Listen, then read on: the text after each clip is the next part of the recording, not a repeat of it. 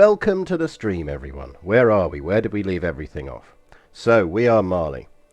We are Sarayuna, seer of Mali. We are 24 years old. We have one kid who is not bad. They are quick and beautiful. And they have decent stewardship stuff. They are also betrothed. We have betrothed them to Princess Deus Hellas, who is the daughter of Despotisa Susima, our cousin. Despotisa Susima has claims, I believe, her mother is the former Byzantine empress. And maybe we should do something about making her the Byzantine empress again. That is an option for us. But that is not our primary goal. Our primary goal remains to get the achievement for converting the entirety of Africa to one faith. Now remember, we don't technically need to control everything, but it is easier if we control everything, because we can actually then at that point enforce this decision, which will 33% chance of converting anything that isn't Bori already. So that is our kind of backup option. But to be honest, because we have reformed our faith, and we have reformed it well around the idea of promoting religion, and made it easy for our vassals to do so, we've actually got pretty good Bori coverage already. Something it's worth noting as well is actually these pockets of old Bori are less worrisome than you might think, because they will count for the achievement. Because old Bori is still technically our faith. It's just it's the unreformed version of our faith. So my instinct actually is that we don't technically need to deal with those if we didn't want to. I think the achievement would fire anyway. But we are 9 vassals over our limit. We may want to do something about that. We may not. We can usurp the Abamadid Empire. We can do some stuff with ransoming. We can create some titles. We can always create some titles. And we can imprison some criminals. I can't remember if there was anything clever we were thinking of doing at the end of last stream. But if there is, someone on chat I'm sure will remind me. Because as things stand from my perspective, my general thoughts at the moment are we should actually just finally deal with these little bits of annoyance up here. And then we can turn our attention to what remains down here. It's not impossible that we might not we get the achievement today. I think this might, if this isn't the last stream in this run, it will certainly be the second to last one, I suspect. But let's power on through and see how we get on. Good morning, Tommy Ench. Good morning from Poland. Well, I'm not in Poland, but you are. We have tea. And as we have tea, that means we can begin, which is the important thing. Tea is being drunk. So yes, chat, if any of you remember something clever I was going to do and have thus completely forgotten, do let me know. But in the meantime, we will press on. And my suspicion is actually we probably want to deal. Who are we swaying, just so we know? One of our vassals. I assume we were worried about factions. How are we looking on factions? Yeah, well, they're not looking bad. We're not looking bad. We're alright. This guy needs to die, because anyone who's got claims on us needs to die. He is actually Crusader Africa, though, which is, I mean, they are of our faith, so it's kind of like you kind of want to keep someone around over there. His heir is our vassal, which is interesting. So that should actually just join our kingdom naturally, but it is going to make her disturbingly strong. So we may have to then deal with her, but we'll see. Depends on how we get on. He is of our dynasty, isn't he? So we could presumably actually claim his title. Like, we could claim his title if we wanted to just drop the renown on it. And then just deal with him. And reparcel that land out. That is an option. But let's have a look at what we need to do around here. So, Valencia. Well, there's a decent ally in Sultan Ayub here. So there's probably no harm in murdering this dude before we attack them. Now, I've not got a lot of chance of pulling it off. How are we doing in terms of lovers? We don't have any lovers, and we should find some lovers. Yeah, I mean, that's the thing. He's not going to press the claim, so... It's only if that faction starts looking dangerous we'll have to do something about it. Because he is technically our friend. Right.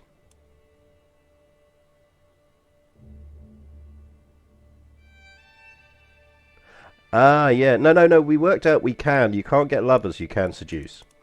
Because our character is indeed asexual. So we can seduce, but we can't get lovers. So we probably do want to do... Is there any particular reason why we're swaying this person? Do we need them to convert? We don't need to convert, they're Bori already.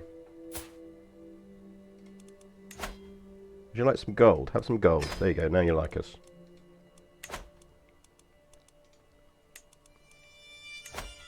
That's got 4 months, so let's let that cycle through anyway. It seems... I'm sure we did it for a reason.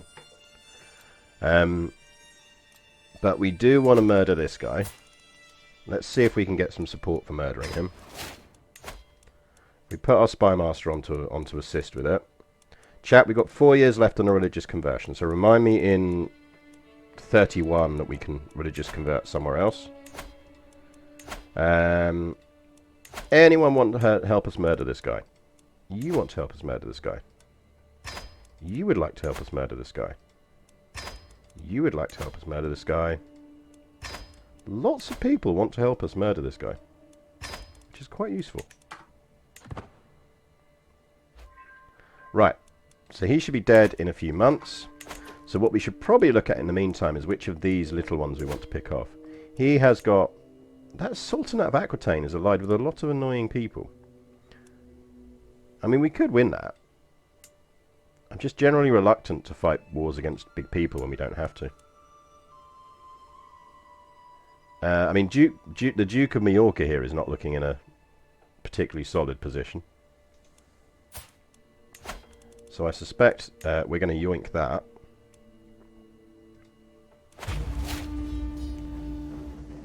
Because that is one we can actually just win with men-at-arms, which is always nice.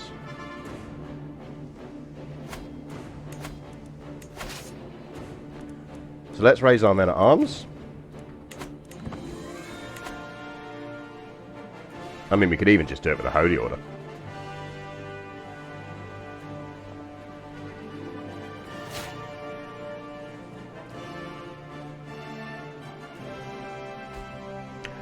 Mostly because he's never going to come back for another go.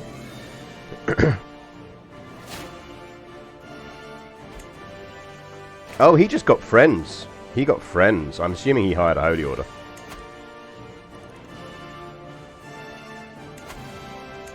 Well, you're not the only one who can do that, you know. And what we'll actually do is just raise some general levies.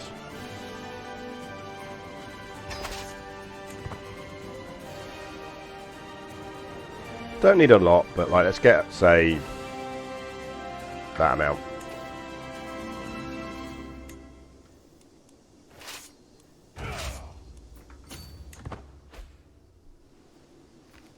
Where'd the rest of those soldiers go? Because he had 8k troops a minute ago.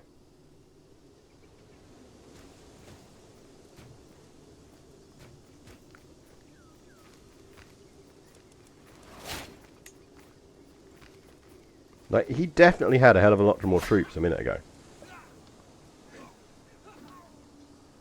I mean, I'm not complaining.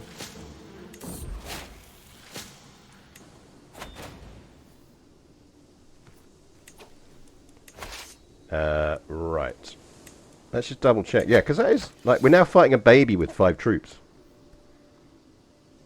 I feel like we may be overkilling this war now.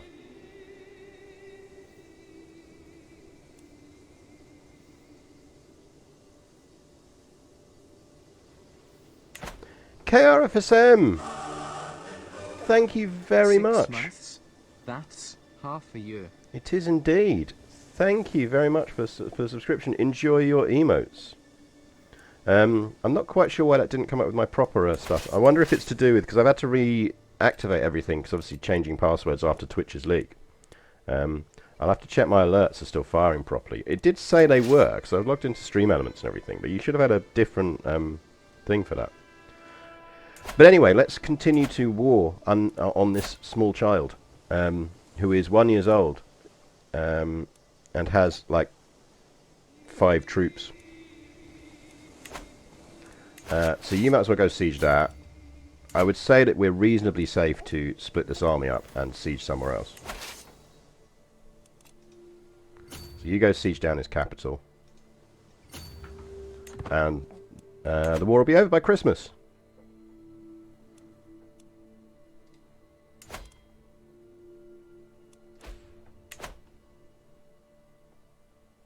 Which will be nice.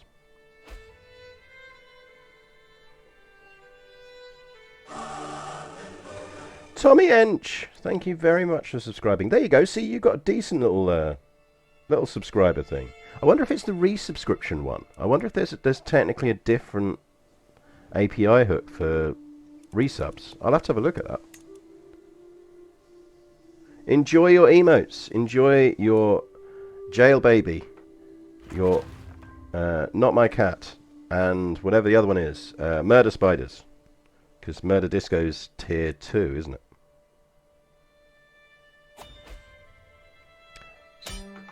Right, war's over. Told you it'd be over by Christmas. Told you it would be over by Christmas.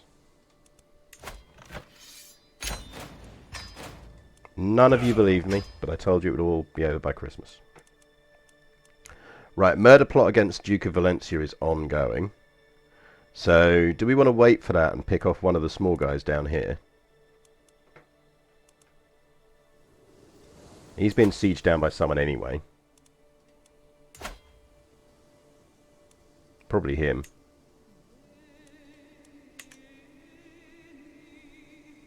Oh, I think CK3 is easily the most polished of the PDX games they've launched. EU4 is always and will be my favourite, I think. That's my sort of 4,000 hour game. I lost sub time. I lost when I switched between normal subs. What was that all about? Why did we get double audio? Defondle, thank you very much for resubscribing. Yeah, God knows what that was about. Like, there isn't anything else that should be broadcasting audio on my machine, so I'm not quite sure why it suddenly decided to double audio that. I assume it was kind of... Maybe triggering a hype train triggers the same sound. Who knows? How bizarre. But that was very odd. Right. Yeah, how long are we looking at on this murder plot? 6 months. I vote we wait the 6 months. And while we're doing that, let's find someone to seduce.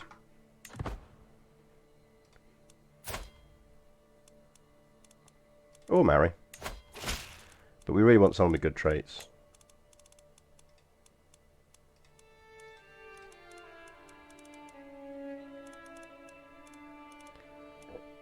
Robust and comely could be useful.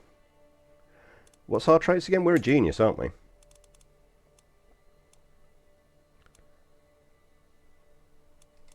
Do you want to do sexy times? You do want to do sexy times. Let's go to a feast. Woo! Feast music.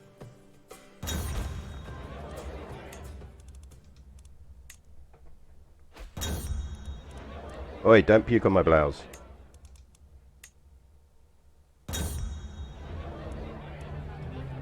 Free stress loss. We're always in favour of free stress loss.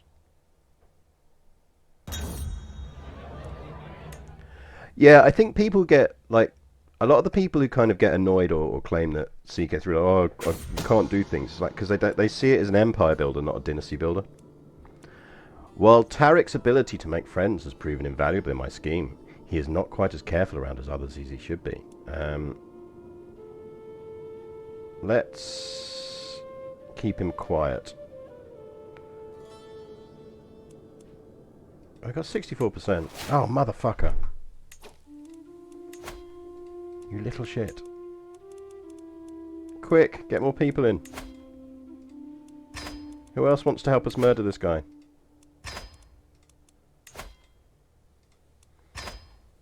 let's hope that's enough. Yeah, we might still pull it off. No, that's the thing, is you can kind of play lots of different Paradox games. That's the fun. While a recent upset among the peasants of Valencia, one of my agents has presented a unique suggestion for taking care of Sultan Abdul Hassan. With coin in the right pockets and agitators on every corner, we could stage an entire riot while the Sultan is passing through the streets. Yeah, do it. He's dead, beaten and trampled by his own subjects. The agitated peasants went wild, seeing their liege riding through the streets, and tore both him and several of his champions from their mounts, beating them to death. Some of my peasants, I was named, but whatever. So what? I'm a murderer. Do we reckon this guy, he's ambitious, so he probably does want a bold declaration to the Lord. Learning trait. We probably want restraint, because then we could actually marry. Assuming we're not... No, we're not celibate, are we? We're not gregarious, so we're fine. Anyway, Valencia. Hello, small child. I would like your county.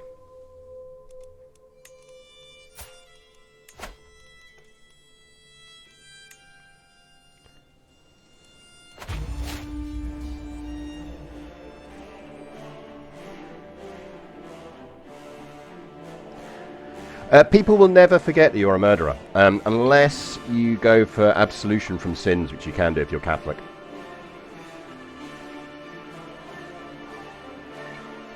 Yeah, I mean,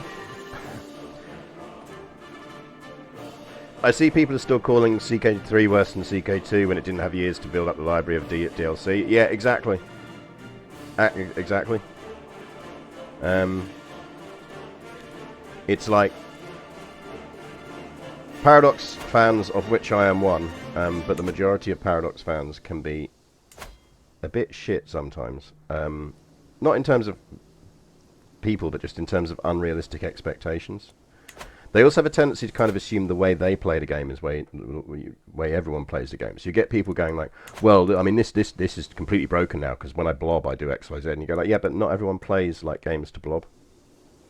Like, not everything is about world conquest. Right. We are at war for this place. We need... How many troops do we need?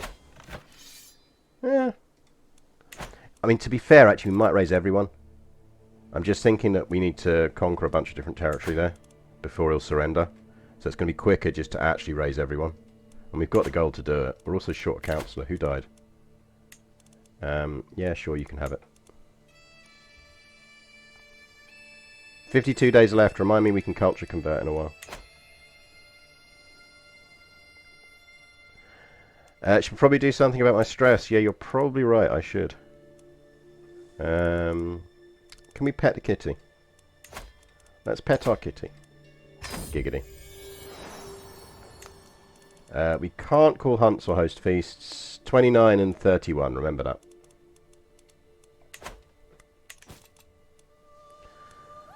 Right. Armies.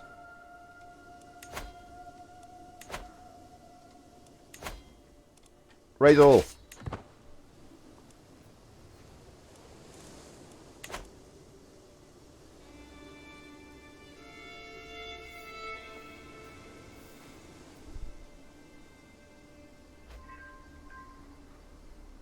It's a lot of troops. Right, you guys go chill there. Did he manage to get anyone else in? No, he's still hovering around that point. So as long as these two armies operate close to each other. So you gents go siege down his capital. Because you've got the siege train as well. Culture has converted. Let's do some more culture conversion.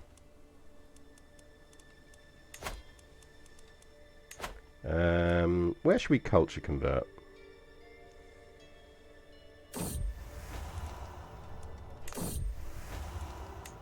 Let's go just randomly around here, why not? I really genuinely can't wait until they change the culture mechanics. Like, it's fine for launch, totally fine for launch, right? They are definitely going to attack us. So what we're going to do is... Hold. Oh, they're not going to attack us. Interesting.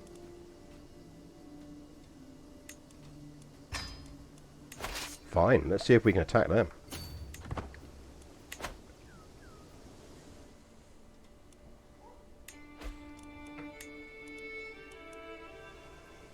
So I suspect we'll win. Yay, we're rat free. Yeah, allegedly we're going to win. I mean, worst case, it's not really our troops, so.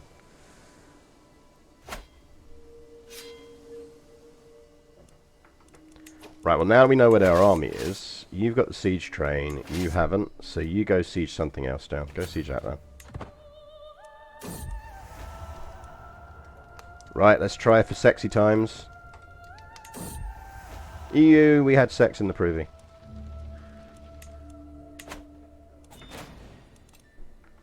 Right, I think we'll keep chasing these troops.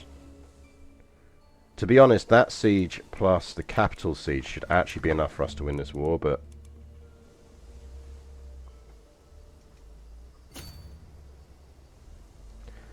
I do slightly wonder whether we should also put our arm tizzet or whatever back on the Byzantine throne before she dies.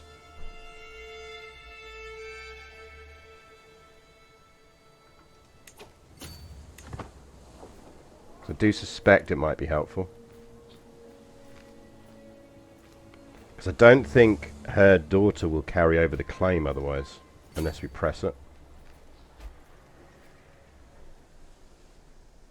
But we kind of need her to declare it, because we can't declare it for her. Right, I think we're essentially just waiting on this siege to fall with that war score. Because the controlling the war skull will kick in and deal with the rest of that. He's got other issues. We might want to screw with the Ibrahimids. They're getting a bit strong.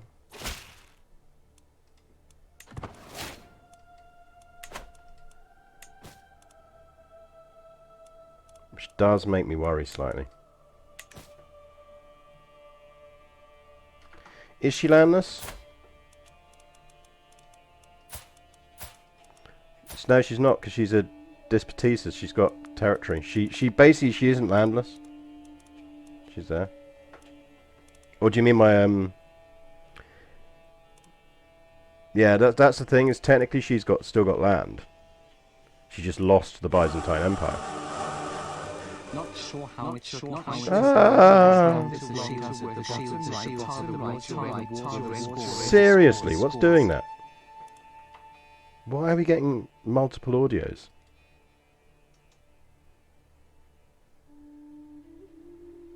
We really shouldn't be getting multiple audios. I have legit no idea why it's doing that.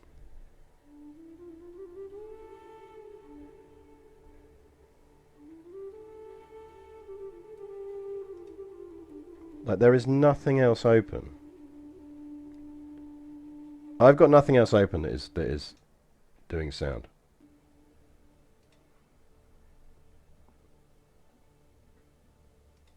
I'm gonna I don't want to mute Twitch Studio, because then I won't hear any notifications. But there's literally nothing else that can be capturing that. I'm gonna have to do some testing on that.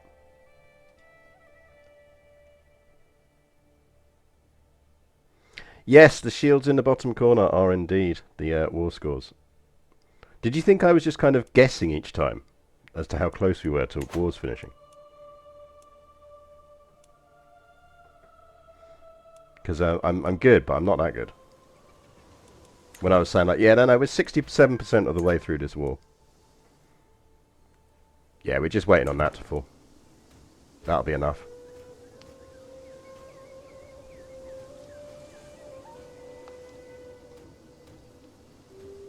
Come on, siege, down you fall. Well, I'm sad that I broke the magic. Right, that cleaned that up, but we need to give it to someone. So let's give it to someone who is suitably borry. What was it we just took? Melilla. We will grant that to... come on, someone... Congratulations. Now convert it. So this dude's still got that annoying alliance.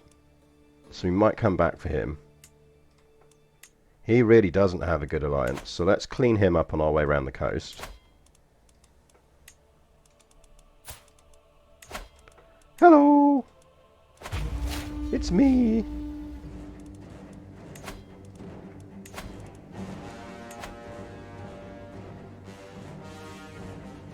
Let's go there. How many troops are we facing this one? 1,300 and then whoever his ally is. Yeah, so we need more than men-at-arms, but not much more. So raise all men-at-arms. Then we will raise all. And when that hits about 3k, I think. There you go, that's more than enough. We haven't given away Algiers. We've not given away Algiers because we're ambitious. And if you're ambitious, if you give away titles when you're not over your domain holding, you get stress. Yeah, see, Pangolin's got it. So essentially, we need to be very careful about giving away titles if we're not over our domain limit. Because we'll just unnecessary... 300? What did they do? How did my cat do 300 ducats worth of damage to you? Go away. Bloody fake legal claims.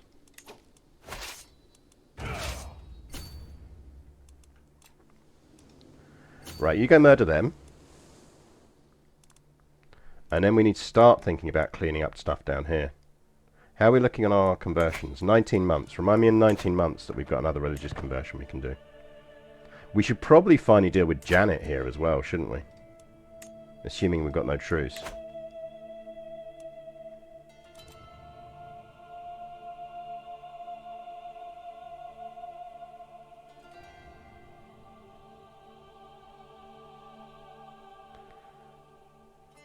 Cool, they're murdering everyone.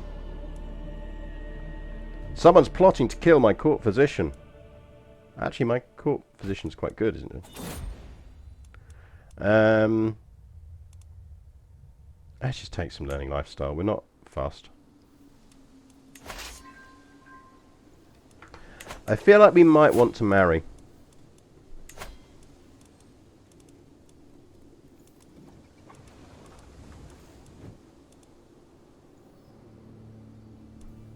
I think it might be worth our time to actually marry.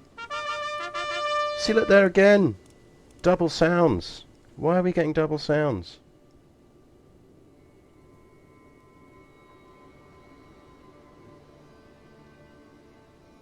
But thank you very much for the follow, Chupacabra.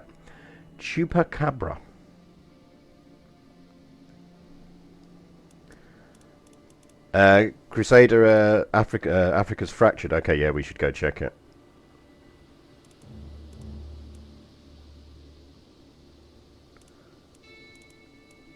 We could really do with someone who's got, like, super robust, like the guy we just did, but with additional traits as well. Could marry a crazy possessed guy.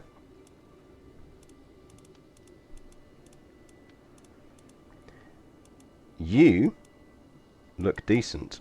Kingdom of Maghreb gives us an alliance with one of our vassals, which is no bad thing. Well, hello, future husband.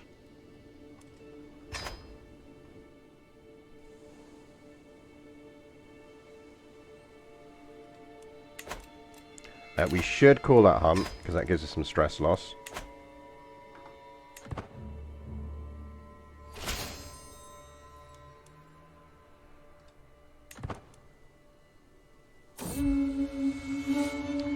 My aunt, Sariuna Day, went on ahead of the group chasing a hart. I followed close behind her and I find her standing above a commoner tugging an arrow out of the poor man's chest. We absolutely must cover this up. Or we could just kill her. This doesn't give me a hook, does it? Oh, well, it came out anyway. Right, we've got Know Thyself. So what actually do we want to do now? We might actually want to keep on this, but go down Theologian.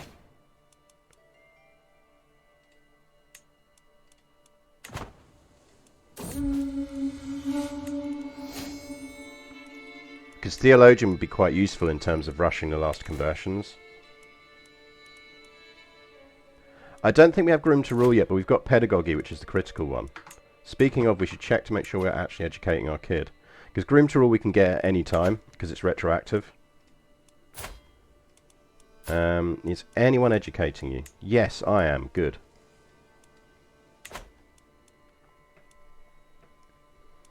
Press that stupid claim.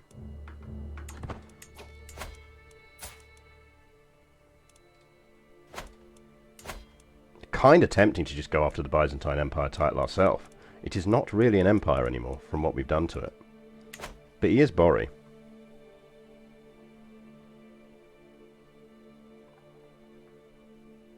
I started trying to challenges and I'm having trouble understanding the context of what it says. It reads as North German culture. So I did Saxon, but the description of Saxon I noticed is Central German. Yes.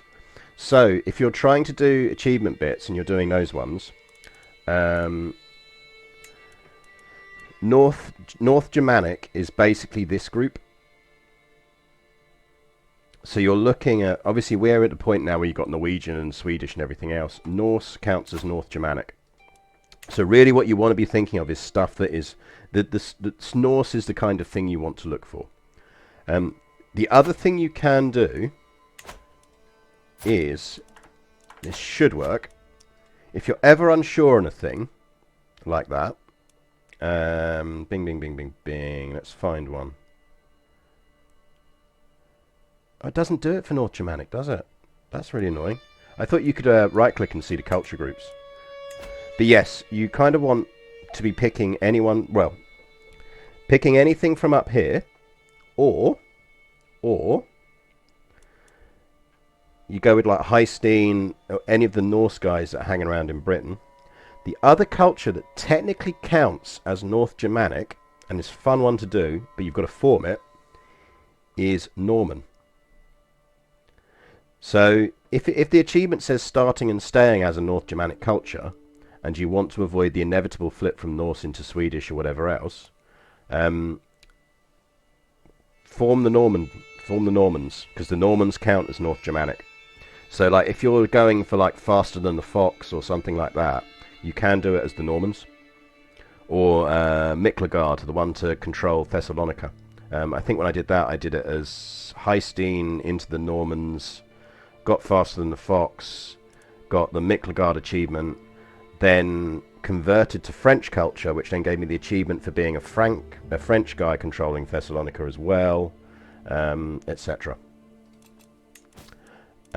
Neighbours can be vassalized. Nice. Who wants to be vassalized? Who are you? Where are you? Not that I care. Ah, it's where you said it says Crusader Africa's split apart. Depends on the wording of the achievement in terms of whether you need to start as North Germanic or not. Some of them will say start and stay. Others will just say start. So if you want to be first of... How have I not got that achievement? I might get that this afternoon.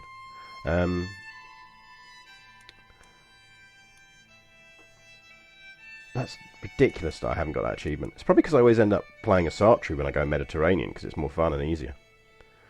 But yeah, read the text, basically.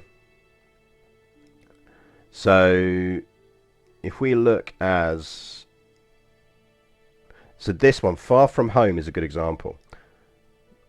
So starting and staying as a North Germanic or Sartran. That means you've got to both stay as North Germanic, and you've got to stay as a Sartran. You can reform. Like, you can reform a Sartre, but you've got to stay it. And if at any point one of your heirs falls out of those two categories, you've blown the achievement. Whereas Vladimir's second choice here, starting as a North Germanic or start as Sartran, you don't have to stay North Germanic and you don't have to change a Sartran. So actually one of the relatively easy ways to do that is start as someone up here and then actually just instantly convert. Yeah, that was what we discovered on the Discord, wasn't it? That technically speaking, the Normans are theoretically Frankish group, but they very clearly have special exceptions that allow them to count as North Germanic for the purposes of completing achievements. Which I don't think is written down anywhere, but is true. Right, this all split apart, so yeah, we can probably vassalize a chunk of these. Right, firstly, we'll grant that vassal over. You want to be vassalized. That's fine. You'll be vassalized with low, which is fine.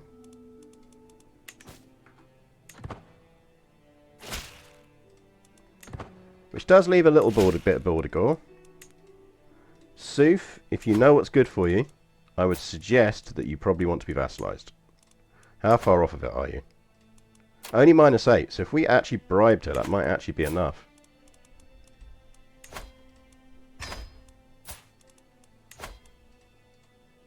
There we go. Peaceful acquisitions.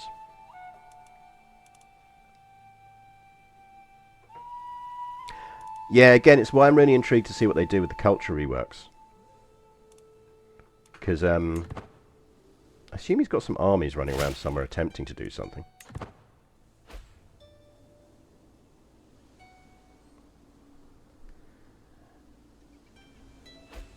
Because, yeah, I can see that doing things. Also, my... There we go. Right, war's over.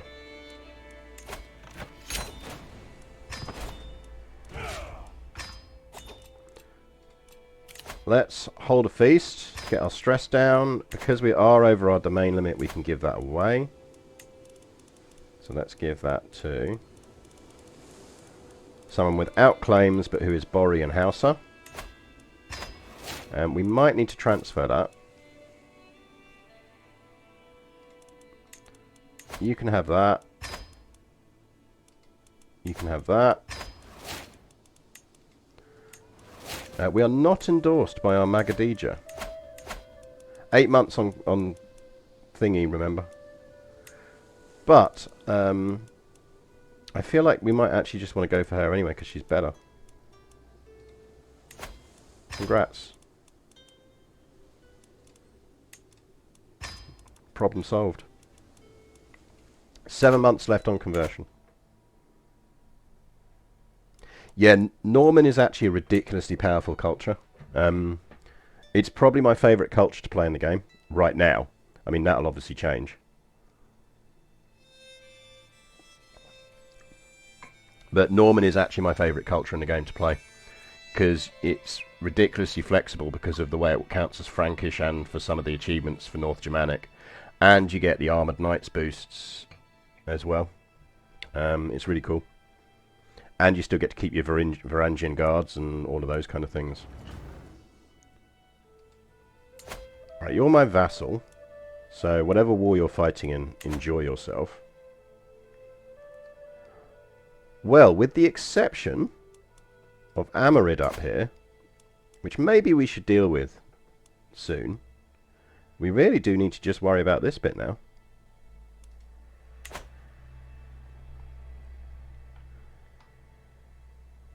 Really need to just worry about that bit.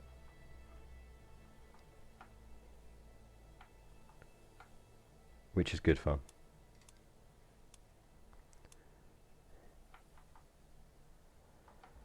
I think that needs to come over there. There we go. Sorted.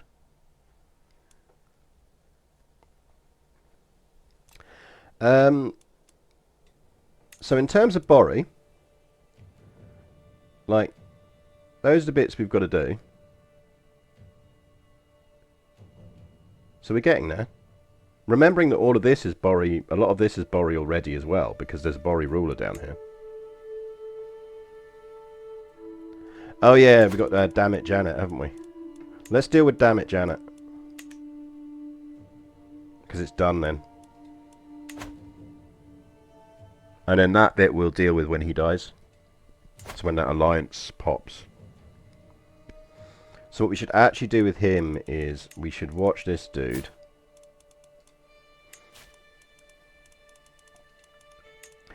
So keep an eye on this chat, because I will not spot when he dies.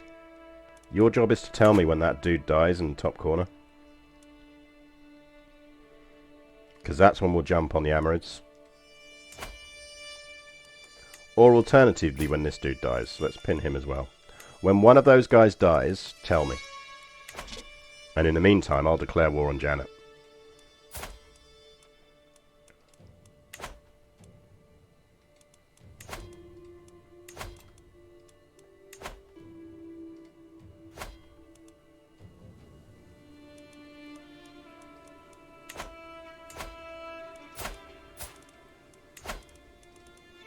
Because that is just one county, so...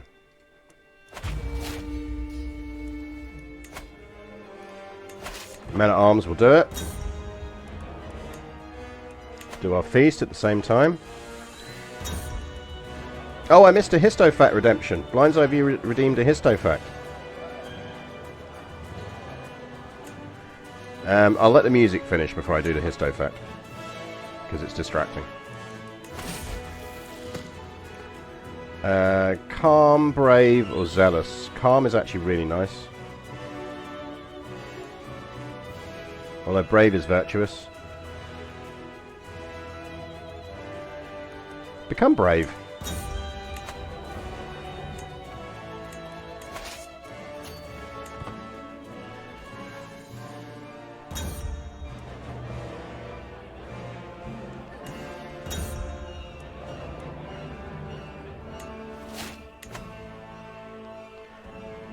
Right, music has largely subsided.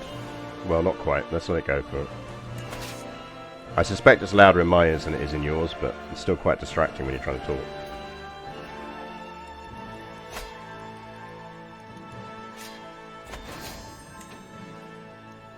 Well, we captured a valuable hostage, so let's just siege him down and then we're good. Histofact. So, a surprising amount of... There's a lot of lost history that comes from things that aren't documented but happened. So it's dangerous to assume that just because a thing doesn't exist in the historical record doesn't mean it didn't happen. And so sometimes what you have to do is look for the gaps and see what those gaps can tell you about the fact that those gaps exist at all. So one of the things that falls into that category, for example, is the long history of black nurses in the Royal Navy. In the late 18th century and early to mid 19th century, if you had been a Royal Navy, serving Royal Navy officer or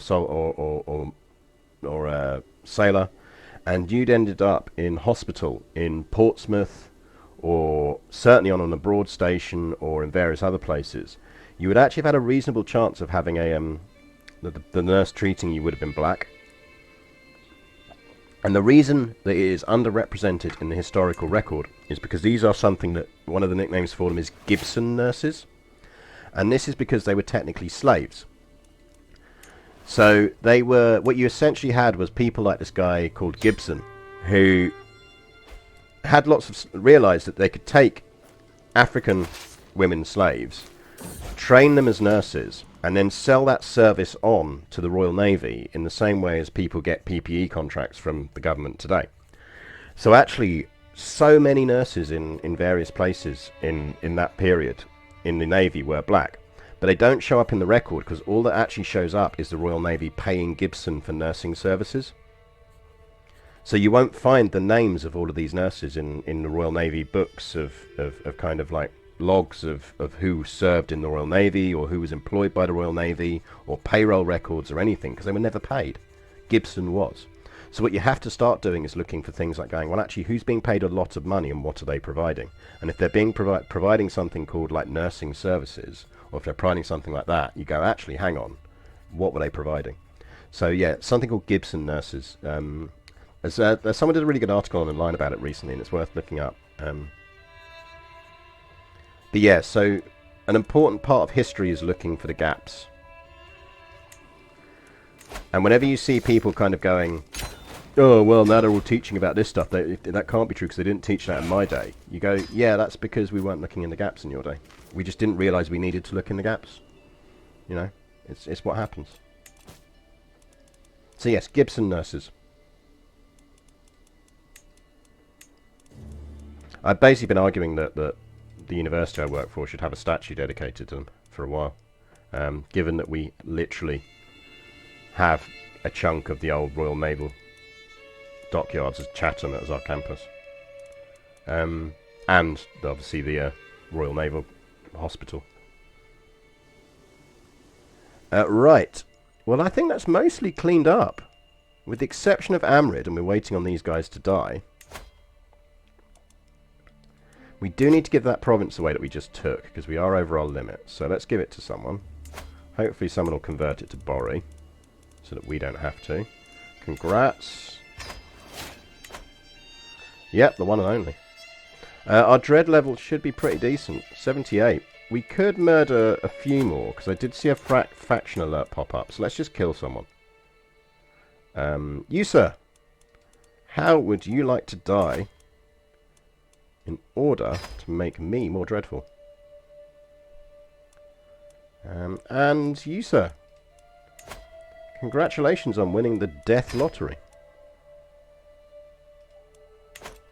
How are we looking on factions before we start getting into big wars? Yeah, no, we're fine on factions. Like, that's just populists. Liberty faction, whatever. We're still on absolute crown authority, so we're laughing anyway. So that will clean up when dies.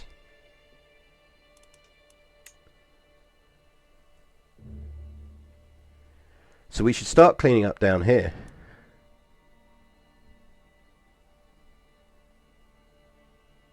Now in terms of what's Bori down here already, it's really this stuff we need to worry about. We should deal with that bit of Ashari first. This is still Ashari and shouldn't be. You, sir, need to convert.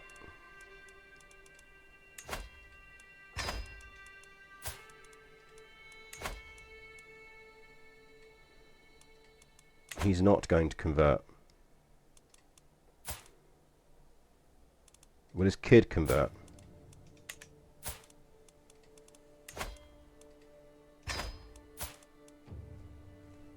His kid might convert.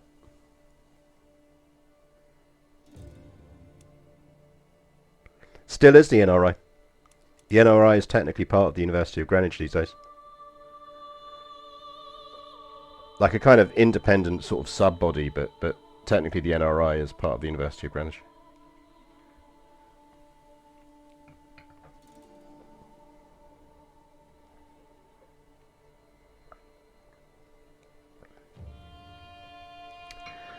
Yeah, I mean, we could look to find secrets.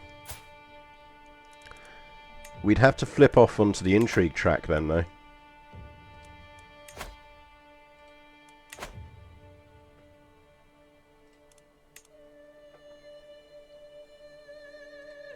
It's worth just checking to see if we've got any other Ibadi or other religion rulers still floating around. Yeah, see, he's Ibadi.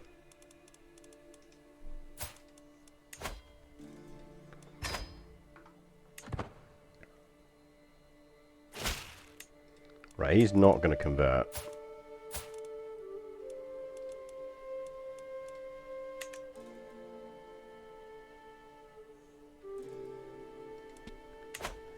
Oh yeah, no, the Royal Navy College as a campus is lovely. It's one of the reasons I work there. And you can grab the Thames Clipper from outside and it'll take you straight down to central London. It's lovely. I kind of feel like we should... I mean, maybe we should... I mean, maybe... I tell you what.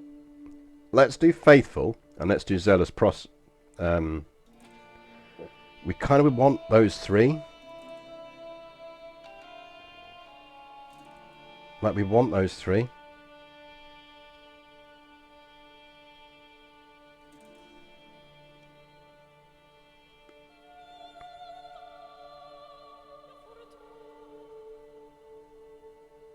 I think we stick on this to go with those 3, but we might want to come back and see if we can convert some of these Abadi rulers who don't. Because they're going to linger as pockets otherwise.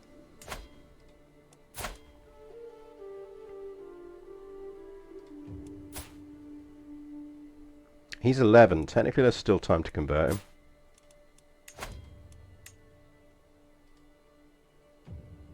And they'll let us convert his faith. Let's ward that kid.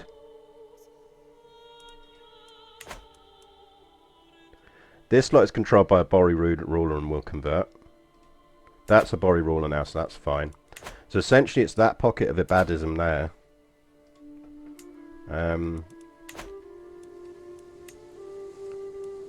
You, sir, should really consider converting. We can blackmail him. We know he murdered someone. Hang on. We could actually double up on an achievement here. Oh no, we haven't got to find secrets. Because technically I still haven't got the thing where I could, for getting 3 vassals with strong hooks. But I might just do that off stream, because it's an easy one. I mean, yeah, if it came down to it, we'd just take the tyranny hit and revoke, but I'm just kind of keen to avoid it if we can.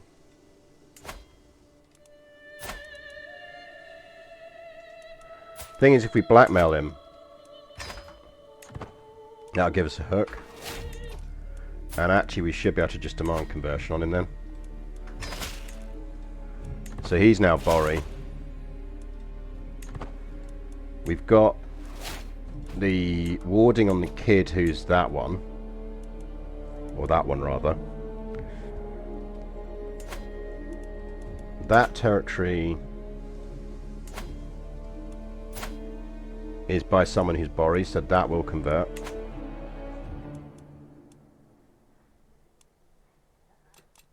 That's by someone who's Bori because we handed it out.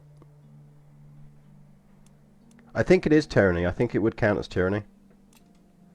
Because I think the nature of our faith doesn't allow us to just revoke stuff. Only if it's evil. And I don't think they're evil. I think they're just hostile. Yeah, I mean, I might be wrong.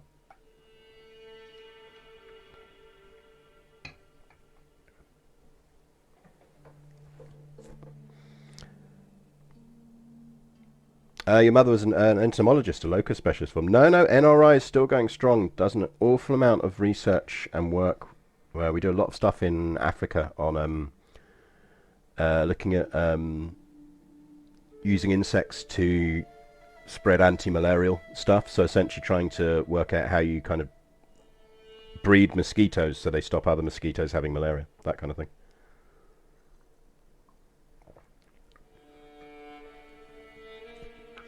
And on ways to improve crops and everything else. Yeah, this dude here, I'm guessing you're still a Shari. You're not going to want to convert.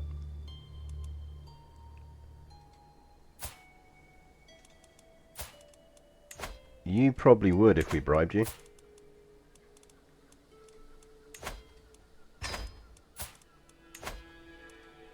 Go on, you know you want to convert. Rip daddy.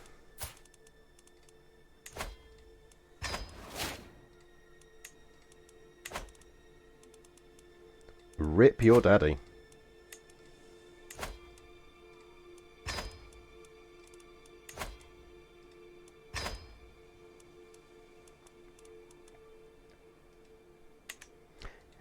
Yep, we still do a lot of that kind of stuff.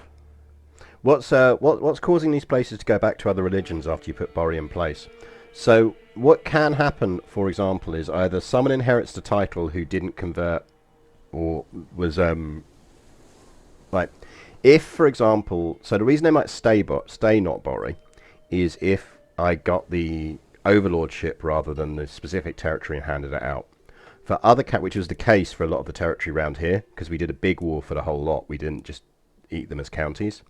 The other thing that can happen is if you get a popular uprising, or a religious uprising, one of the options that you as a player or the AI might take is, how about if I just convert to your religion instead?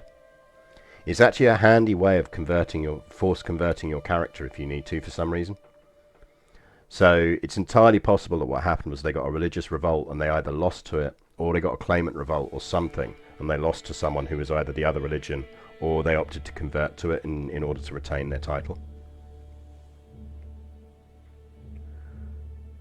But I think mostly that should tidy up a lot of the little pockets of non-Bori floating around over there. Now I do suspect we want to just see if we can go after all of this in one go. Kinda hoping it's a single duchy. No, it's 3 duchies. Now what we kinda need to think about is what we use for our kingdom war.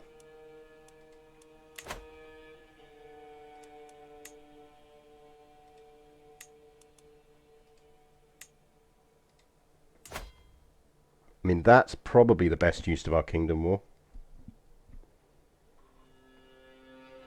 Or one of them. Remembering we can do 2, because technically we can do a holy war for the kingdom if we can get our piety up enough.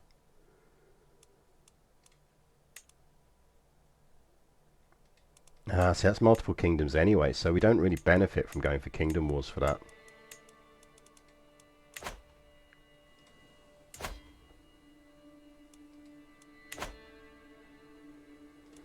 So maybe for that one we actually just want to do duchy wars,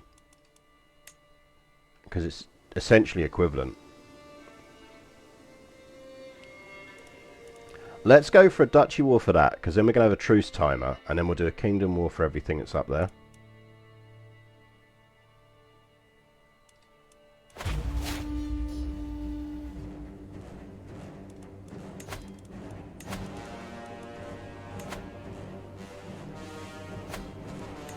Yeah, it is some incredibly annoying territory. Right, raise men at arms. And then let's raise, say, 3,000 soldiers to help them.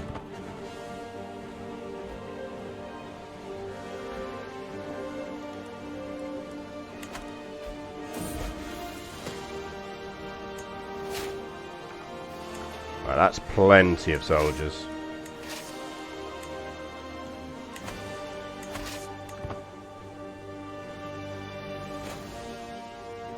Yeah, exactly. I mean, that's the thing is, I almost think that the thing that's likely to stop us today isn't necessarily the fact that we're not going to be able to do it. It's that, generous. I'd rather he was diligent. Oh no, rather he was patient. Patient is lovely. Oh, diligent is good. No, we're going to go make him diligent. Right. You lot, go. Kill them.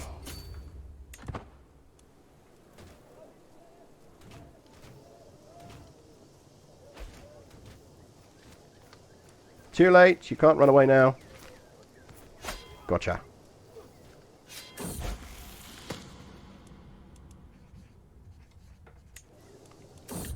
Don't really want to be taking Are we not got a... Did our physician get murdered?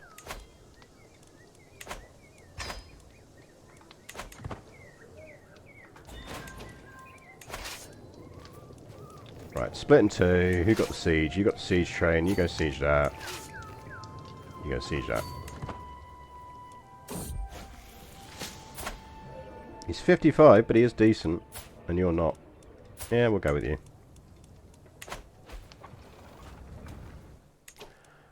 I think we are. So we've got 4 years left on that. We've got 31 days left on cultural. I think we're out of stuff we can hold for this. So I've got them set to notify when they're available. We should actually set a notify on petting the cat as well.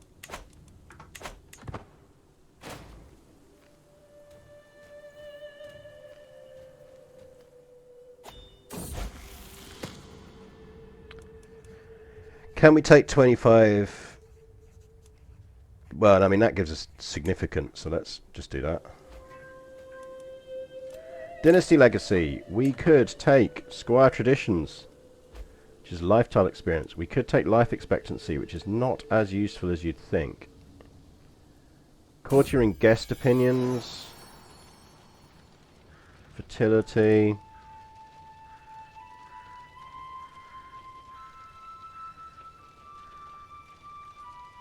I mean, I'm not that fussed, to be honest, about what we take anymore.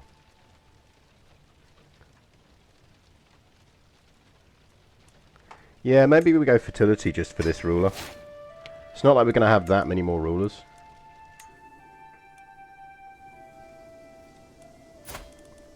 Because we do get betrothed shortly. We are betrothed, we will get married shortly. A specific phrase from my family history has been frustrating my translation efforts for days. I've even started muttering it to myself sometimes. Just tell me what I'm looking for. I'll pay the prestige. Like, we're literally the living legend. It's not like we have a prestige problem.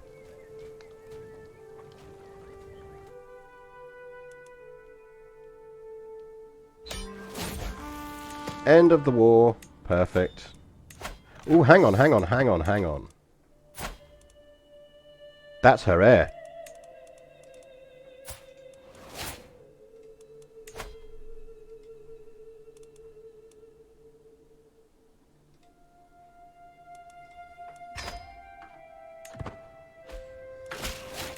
Zero-year-old baby. Convert to Bori.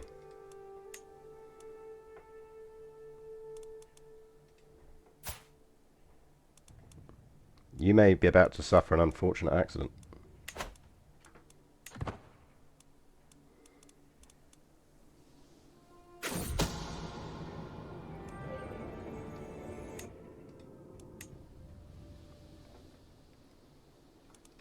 They could convert back. But they're less likely to if they're on the throne.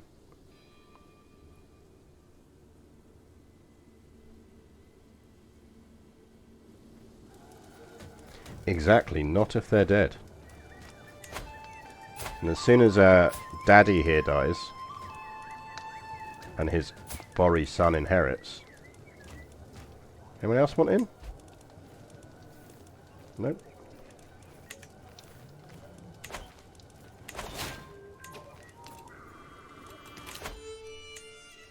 So we'll get religious icon and then we probably will switch to intrigue. But you go kill them. And you just go siege down that. A bit of stress loss from hanging around with our mates, that's not bad. Right, this should actually win it. Kill him! Sarkin Gadir Kadir is dead, walled up and soon to be forgotten. He followed me willingly drunk on merriment and wine into the cellar. After many glasses of fine wine, he fell readily asleep and didn't even stir as I brought out the trowel and methodically bricked up the exit. Fortunately, no one seems to have noticed the queer new wall in my basement.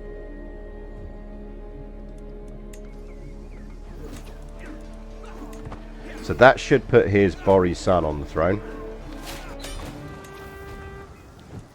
That wins us this war.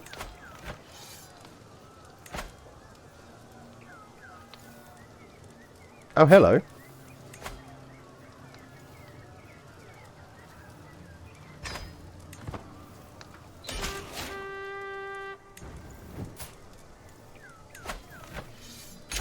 Yoink, I believe, is what we'll do to your territory.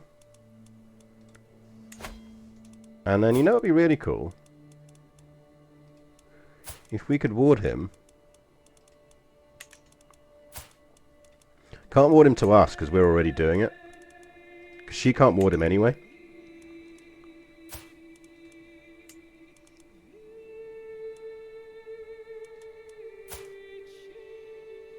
So what we could do...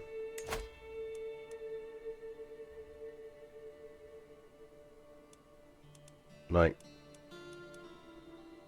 If we got a strong hook on him... Right, he's getting some land. It would be quite nice to get the other achievement while doing this.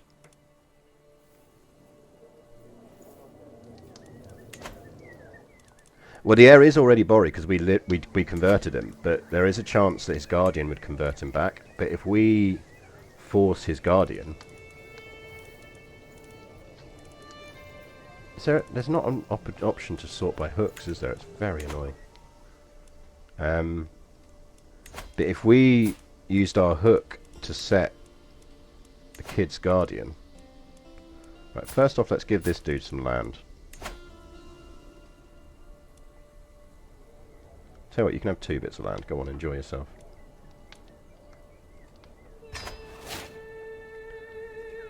And then this bit goes to someone random.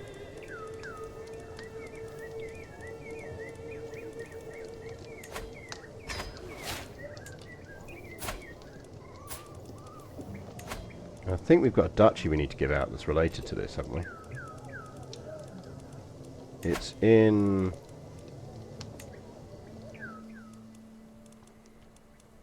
Oh, we can actually usurp that petty kingdom.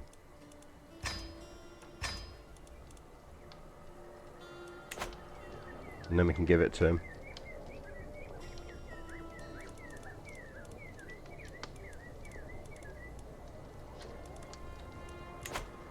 You, sir, can have the petty kingdom.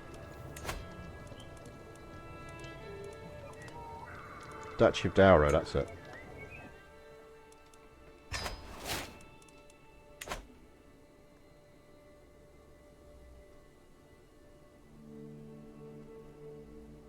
Strategist on hiatus. Howdy howdy, just started a Transylvanian vampire run. Nice. Transylvania's fun. So off stream from this, I've been quietly doing one that we've been talking about on the Discord, which is converting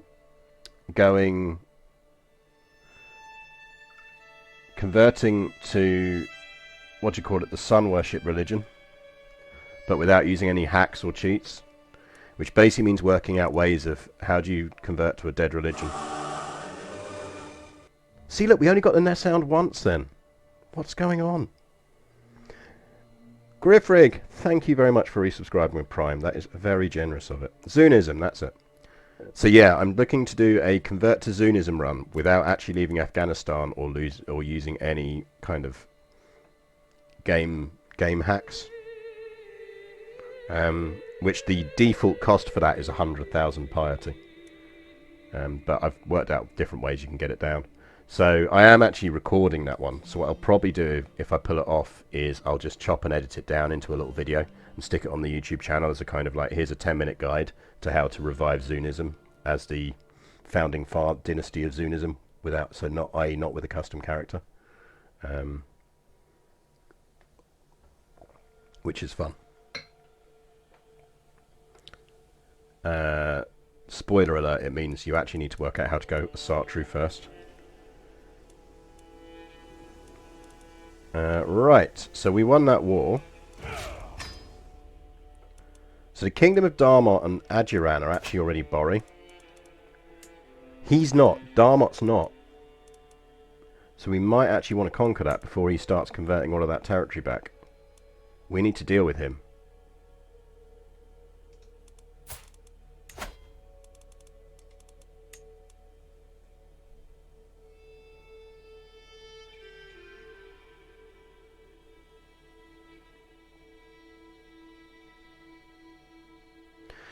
So if we do this war, we need to do it quick. We can do it in a quite clever way. So one of the things that often gets forgotten about doing a kingdom war is this second bit of text.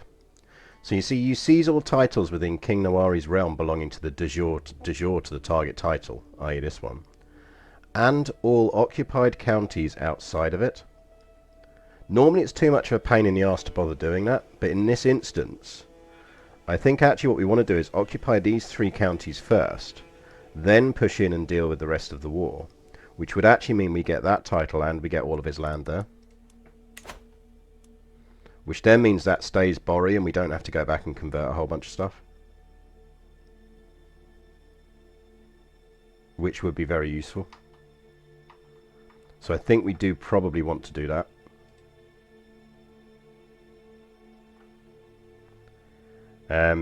As I say, normally it's kind of a bit too much effort to do it, but actually it's worth doing.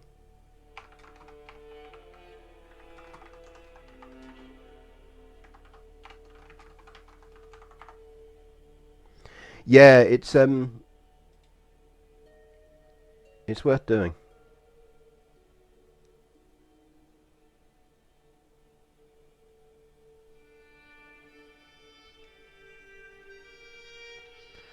Histo fact. Okay, let's stay naval, and it is Black History Month, so we talked about Gibson nurses. Let's talk about a thing that is in plain sight that you've probably never spotted if you live in London.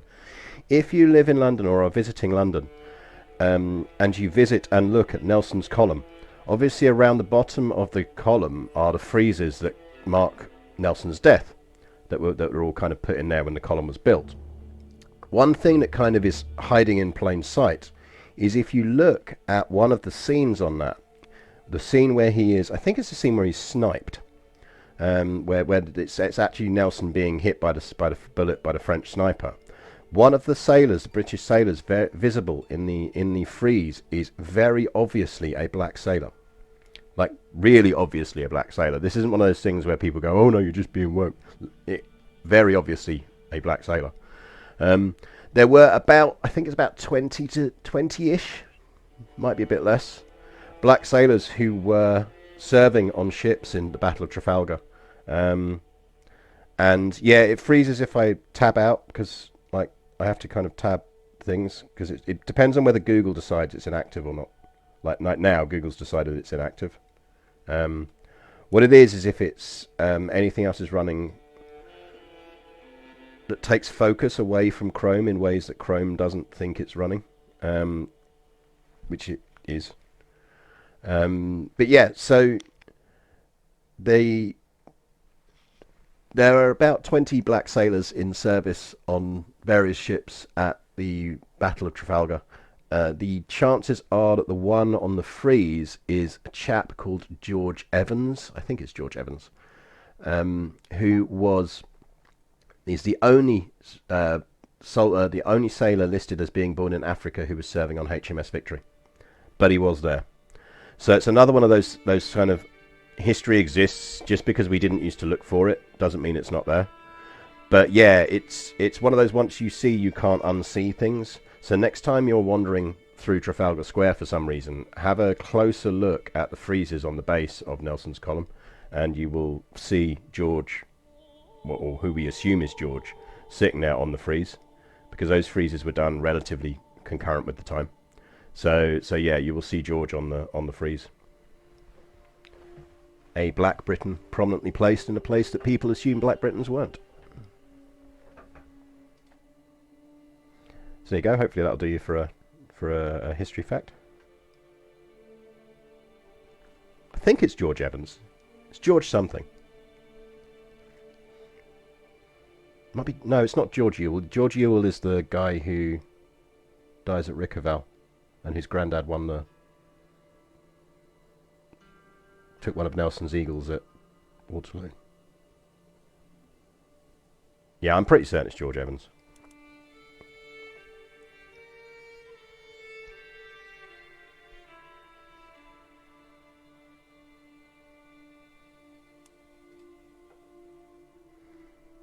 Yep, that is the photo.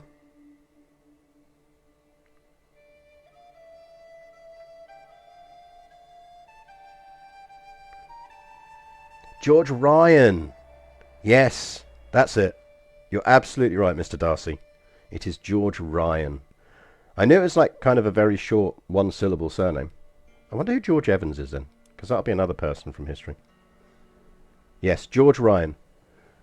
So yeah, have a look if you're in Trafalgar Square. Book redemption. Right. Well, before we continue, let's go find a book on the bookshelves. Which means I need to remember where my camera scene views are.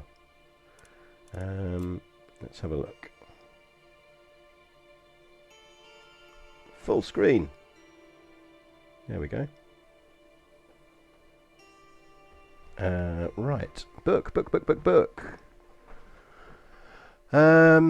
What we got on the shelves?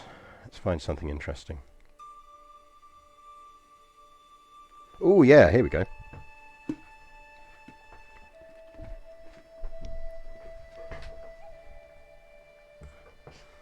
So this, let me hold this up so you can kind of see the title. This is the English version, the English translation of the complete files and history of the Wehrmacht War Crimes Bureau from 1939 to 1945, because the Wehrmacht actually had a war crimes bureau that were there to investigate suspected war crimes by the Wehrmacht in World War II, which is a fascinating read, because as you can imagine, that was a certain amount of hair splitting over what counted as a war crime and what didn't. But also what's fascinating is you get, it gives you that kind of insight into just, we tend to think of everything as good guys and bad guys, and you realize there's a lot of shades of grey in the middle where you've got people who are working for bad guys who are trying to do good things, and vice versa, where you've got, they're often working alongside people who are trying to cover things up, or they'll make reports and go, right, well, yeah, cheers, we knew about that, so we're not going to do anything about it anyway. Or in other instances, because obviously there are things where they do a lot of investigation. So actually Katyn, the Soviet murder of the Polish officers at Katyn, was heavily investigated by the very competent Wehrmacht War Crimes Bureau. They could be very competent when they wanted to be competent, and very incompetent when they needed to be incompetent. But yeah, it's fascinating. It's a fascinating read. And it's interesting where you can kind of read between the lines and see where you've got these clashes between them uncovering things that various units have done and kind of going, right, we need to investigate this because it's a war crime, and then being told, no, actually that was pretty much done under orders, so yeah, guys, don't look at that one. So I'm not saying they come out of it covered in glory, they really don't, but actually it's an overlooked read and an overlooked resource of info. And you just have to think about, right, well, actually, how much of it is reliable and how much of it isn't. And what you tend to end up on the thing of going is the reports are very reliable when they're covering something that actually it's in the Nazis' interest for it to be reliable, and they're very unreliable when it's in their interest not to be. But yeah, highly recommend it if you can find a copy. The Wehrmacht War Crimes Bureau. So yeah. Oh yeah, completely. That's what I mean. Is like there's no question that those crimes were committed. The other thing I quite like about it as a thing is, post-war you got this kind of evolution, because it was in everyone's interest to do so, basically in the NATO powers as much as in Germany. This evolution that kind of the sort of the clean Wehrmacht myth. So this kind of thing of going, well, actually no, all the crimes, it was the Wehrmacht was just fighting for country. You know, like the SS were doing all these things and we didn't know about it. Books like that very much prove they absolutely knew what was going on. So, you know, you can't come out of that and go, oh, well, yeah, no, we just never knew. Like, it's not true. But yeah, fascinating read. And in certain circumstances, a very useful resource. Right, so I think we probably want to go after Damo and deal with them while he's got no allies, and before he starts aggressively converting back that land. So I think we're going to do our invade kingdom, but we're going to occupy all the stuff outside it as first so we can get all of the occupations.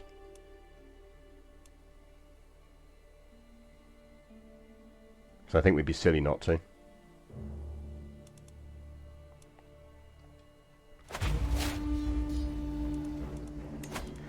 And because he's another religion, we can use our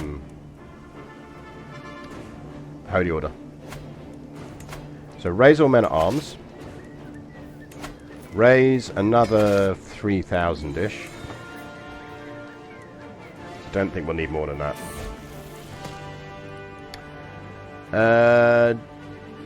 Diligent rather than... We really need to go on a thing.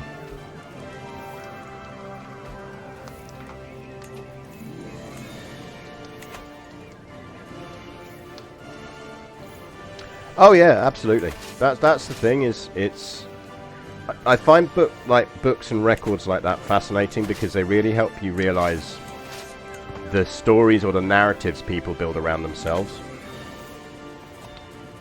But yeah, really good, useful book. It's kind of hard to say you didn't know when you had an entire division whose job was to investigate and work out what was happening. Basically. Right, so he's got 2,000 troops. Roughly. So let's divide that in half. We need to occupy these counties before we go after the other counties. So we just need to be quite careful here.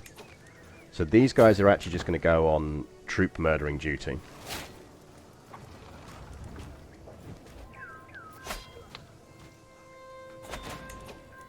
Those guys will do sieges, because we don't want to siege down his capital too early. Or we risk accidentally winning the war. And we need to siege these 3 counties first. Kusoi! Oh, decent kid.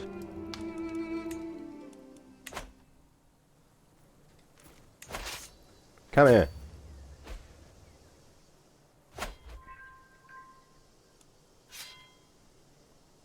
Right. So that is going to deal with that dude. Right, so we pretty much neutered his army. So we're going to leave these guys here. These guys can just carry on running around killing armies.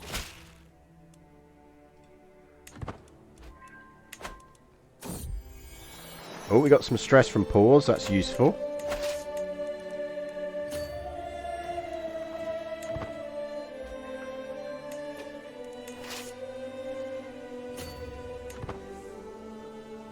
Now there goes siege that.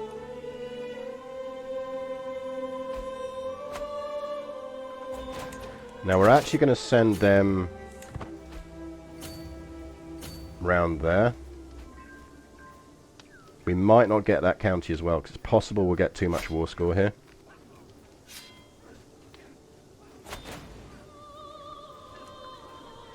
I'd rather you went for the Byzantine Empire, but sure.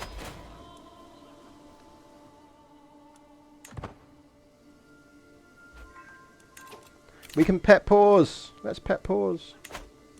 Yay. I find Paws outside strutting around in the yard.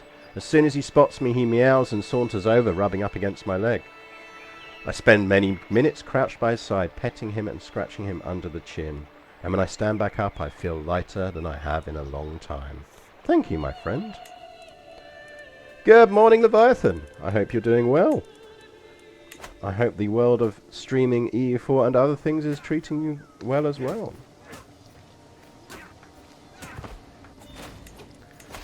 Right. So we're going to press through and aim for that. Because we could really do with winning this war and getting those territories as well as his kingdom. Oh, that's annoying. That's a castle. I think we should be alright. I don't think this will trip in enough war score for us to win. You can do, but you have a time limit. So essentially there is a time limit before, I think it's only 12 months before the war will automatically time out.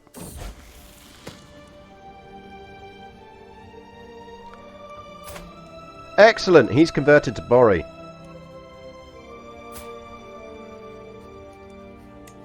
I think his father's about to have an unfortunate accident.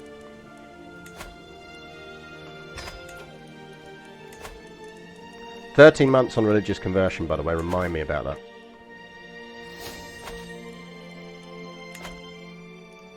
And we are now married.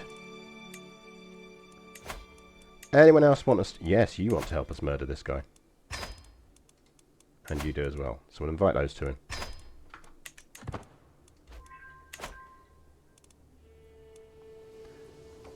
So yeah, so I think we're all right.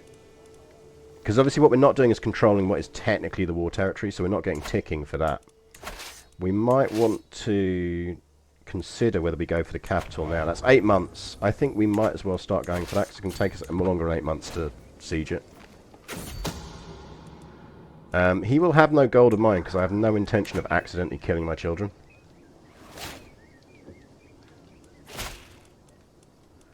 I don't think so. I think we can... I think we should just generally get a baby anyway. I think. We'll give it a little few years to see if we get prego.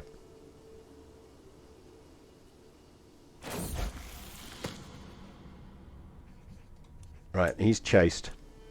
Whatever. Kid, we were only educating you to turn you to Borri.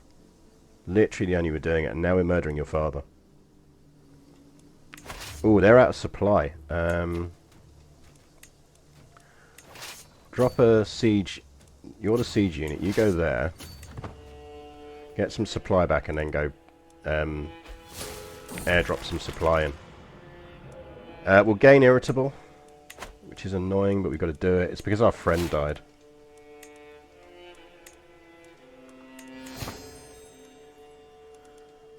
Right, one more month tick, and then we'll parachute them back in.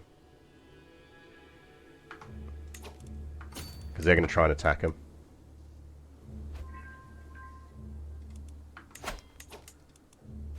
You've got 61 supplies, so actually we might as well send you in. But that falling should be all we need.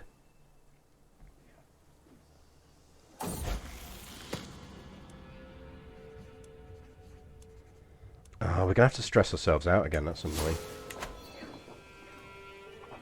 Because we don't want him being greedy, we do need him to... Because we might need him to inherit, basically.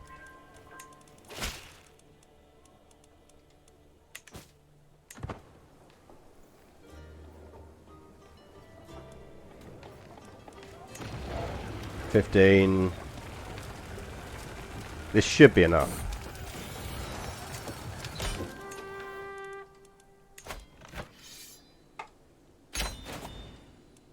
Et voila! So you can see there how you can actually doing it. Yeah, exactly. I think as I understand it, homosexual and asexual are just percentage chances per penalties of having children. They are outweighed by the married and landed bonuses. Yes. So we've got low chance of having children, but we don't have no chance of having children. So weirdly, it's potentially beneficial to us. It's going to reduce the amount of spawn we're popping out. And we technically do have an heir who could take over and is not bad. It would just be nicer to have a better one. Right, what we've done there is secured all of the Borri territory down there, so it can't be converted back now. We do need to have a think about these little bits here. So who controls this? Right, you're Borri, so that's fine. She'll convert that back. Who controls this one? Still you. You're losing against peasants. Can we join your war? Because we kind of want her to win that, because the peasants will be over the conversion.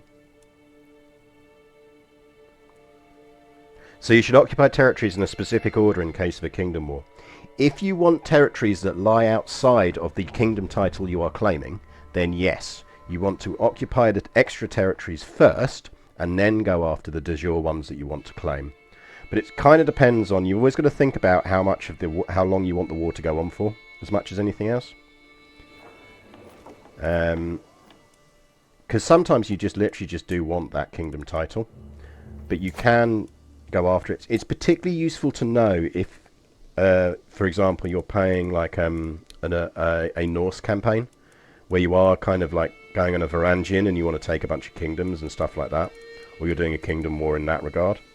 Then it becomes absolutely critical to take bits that you know you want that are outside of the kingdom first.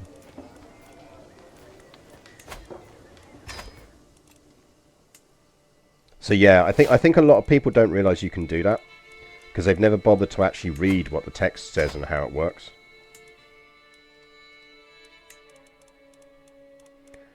We probably are going to create and give this kingdom to someone, I think. Or we are going to give it out to someone. We might even give it to her. Let's go help her deal with her rebels.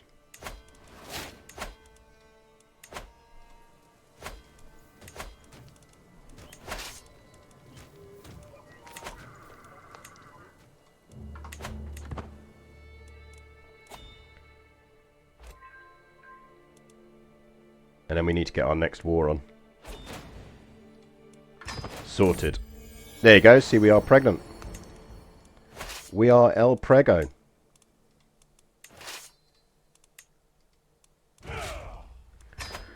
Right.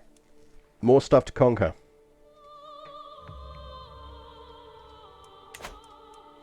This we're going to have to do in a couple of bites, so we might actually want to just go for it now.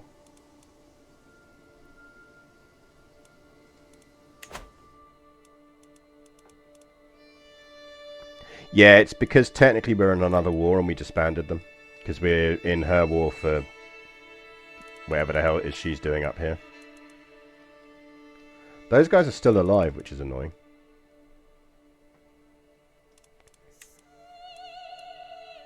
Borry is looking Borry-ish. We're getting there.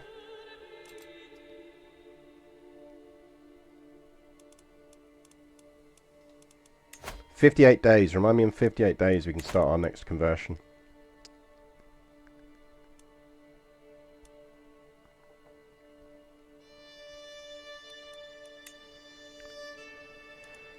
So if we're going after this dude, he's got 80... Yeah, I mean, let's just deal with him now.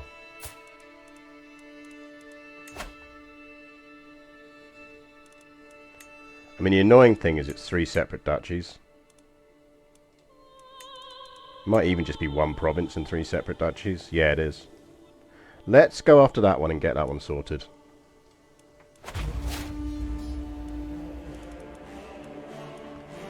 And actually, we don't even need to raise troops for it. Or our own troops, anyway.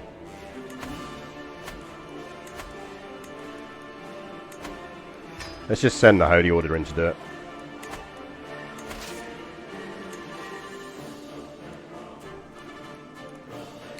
Siege bonus, so you'll do. Because we should actually be able to take over that siege if we're quick. My agents have scheduled a journey for Sarkin Gadi Yugurthan, which will take them through dark woods. All that is missing is the band of thugs that will tragically slay them in a highway robbery gone wrong. I can already imagine blood seeping into the dark soil. Oh, the woods can be such a dangerous place. Rip! So that puts another Borrio on the throne somewhere. So that should give us siege on that.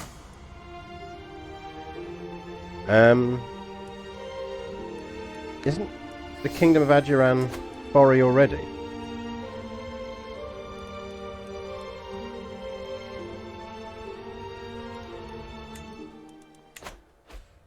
So we have got a great holy war potentially looming.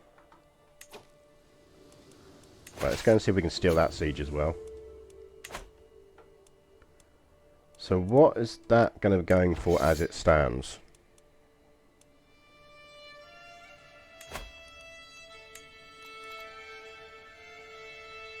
Yeah, but who are you targeting? Oh, interesting. That's an empire title. But she's Borry already. Oh, it's that dude. Really? Can we not? Are you going after that bit? I mean... Really? Is there nothing, something more useful we could go after?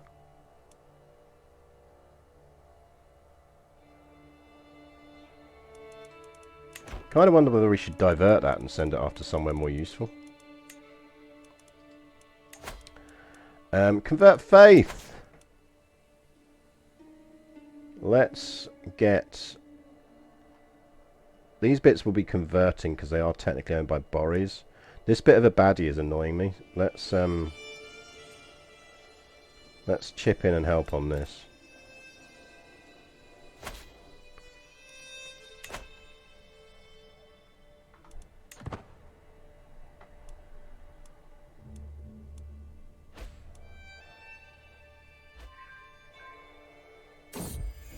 No! Paws is not as young as he once was, and as he crawls into my lap I can feel him trembling. I gently stroke his black fur and listen to him purr long into the night, but as silence falls I know that he won't wake again. I will miss you, Paws. Can we get some Fs in chat for pause, please. Rip pause. He was a very good kitty. I will miss you, pause.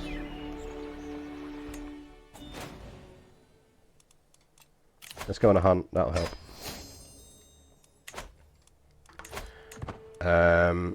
Right. That's sorted out our conversion stuff. Don't think there's any extra benefits from going down that from a conversion thing. So I think actually we will flip to intrigue. And we'll go skullduggery.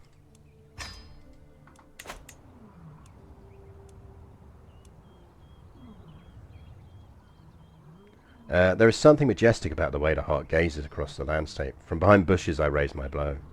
I silently glance over at my aunt, Sarayuna Cady, to see her doing the same. My kill.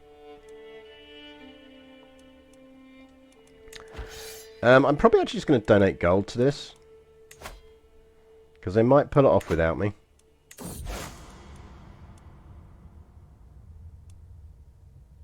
I mean, I'm not going to give you that much gold.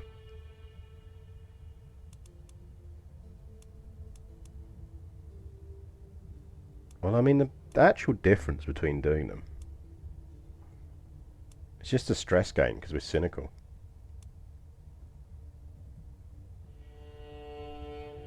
Have that amount of gold.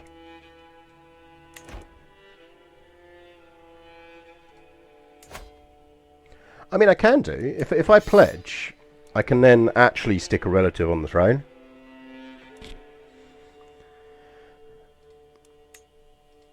If I pledge, I can divert it. Like, I can say go after a different target. I'm just not sure what other target we'd go after.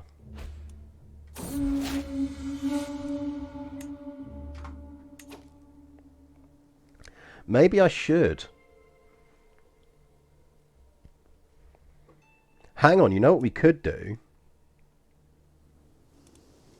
Can't we send it after Blemir if we pledge? Let's pledge.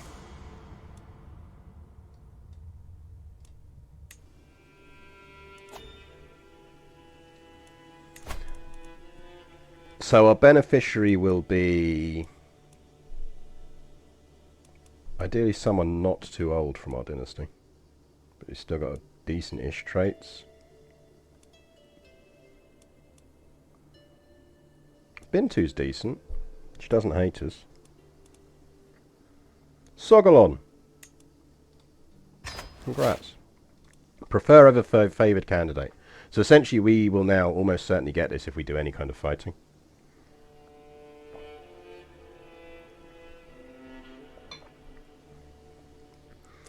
Now, I wonder... Where is it?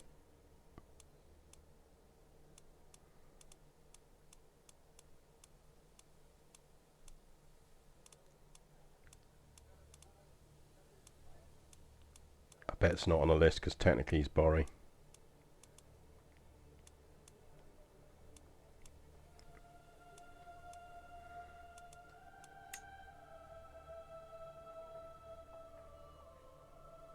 I was going to see if we could go after the Byzantine Empire.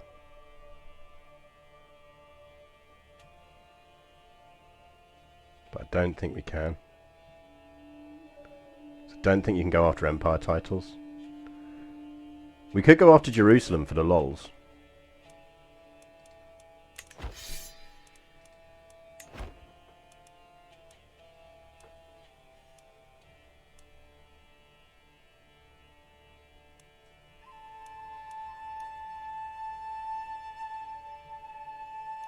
Yeah, it'll be the bits of Helios that that technically she doesn't control already.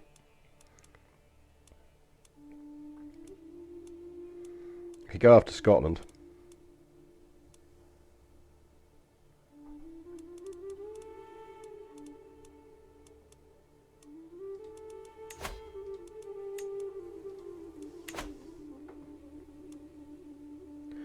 See, Blemir is what I want, because it essentially gets us around our truce problem. They really need to just put a little fucking search filter on this.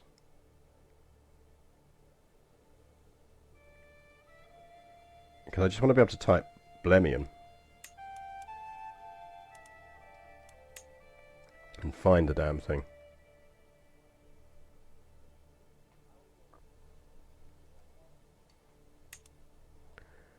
Because I'm guessing it doesn't just let me click on the map.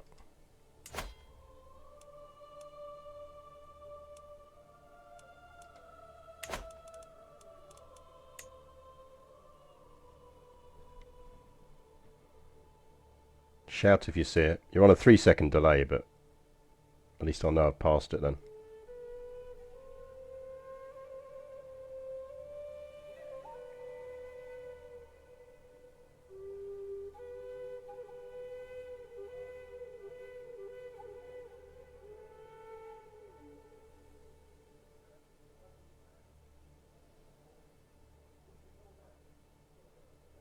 So I don't think it'll stop us just because I happen to have an ongoing... There we go.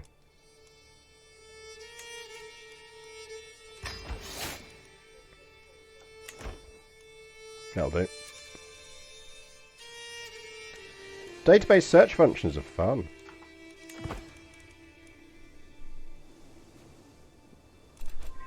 We're 18 direct vassals above our limit. We should probably create some more kings.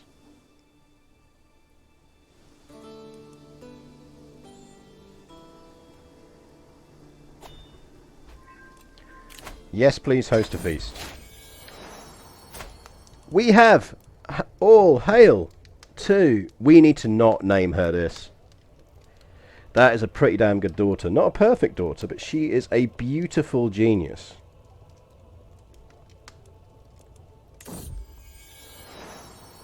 I think... What was our founding dynastic starting ruler's name? Because I think this is as close as we're going to get to a worthy heir in her name in this run.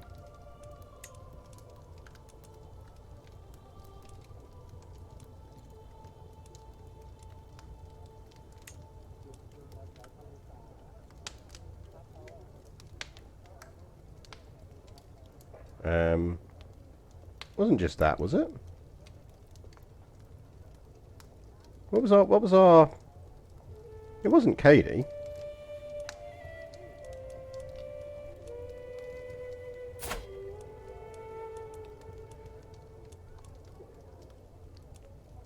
Because Bower was ours.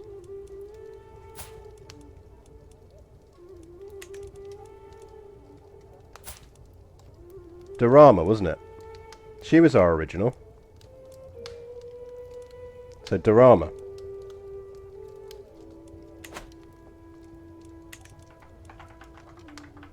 She is Dorama.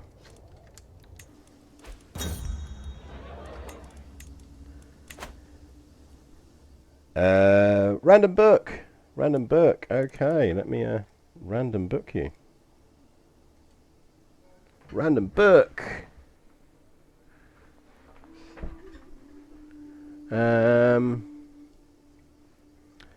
Random book.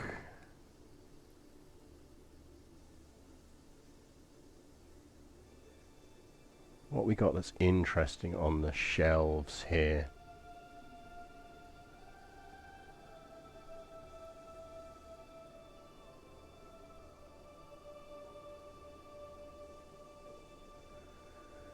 Any crazy books that's jumping out at me?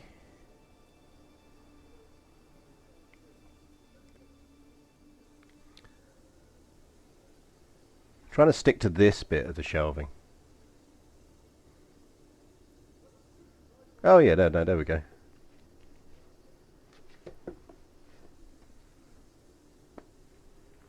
That'll do.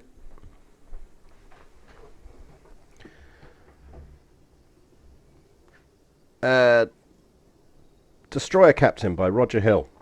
Roger Hill is was one of the greatest destroyer captains in World War II. Absolutely incredible. He was the captain of HMS Ledbury. Ledbury was on two very important or critical missions.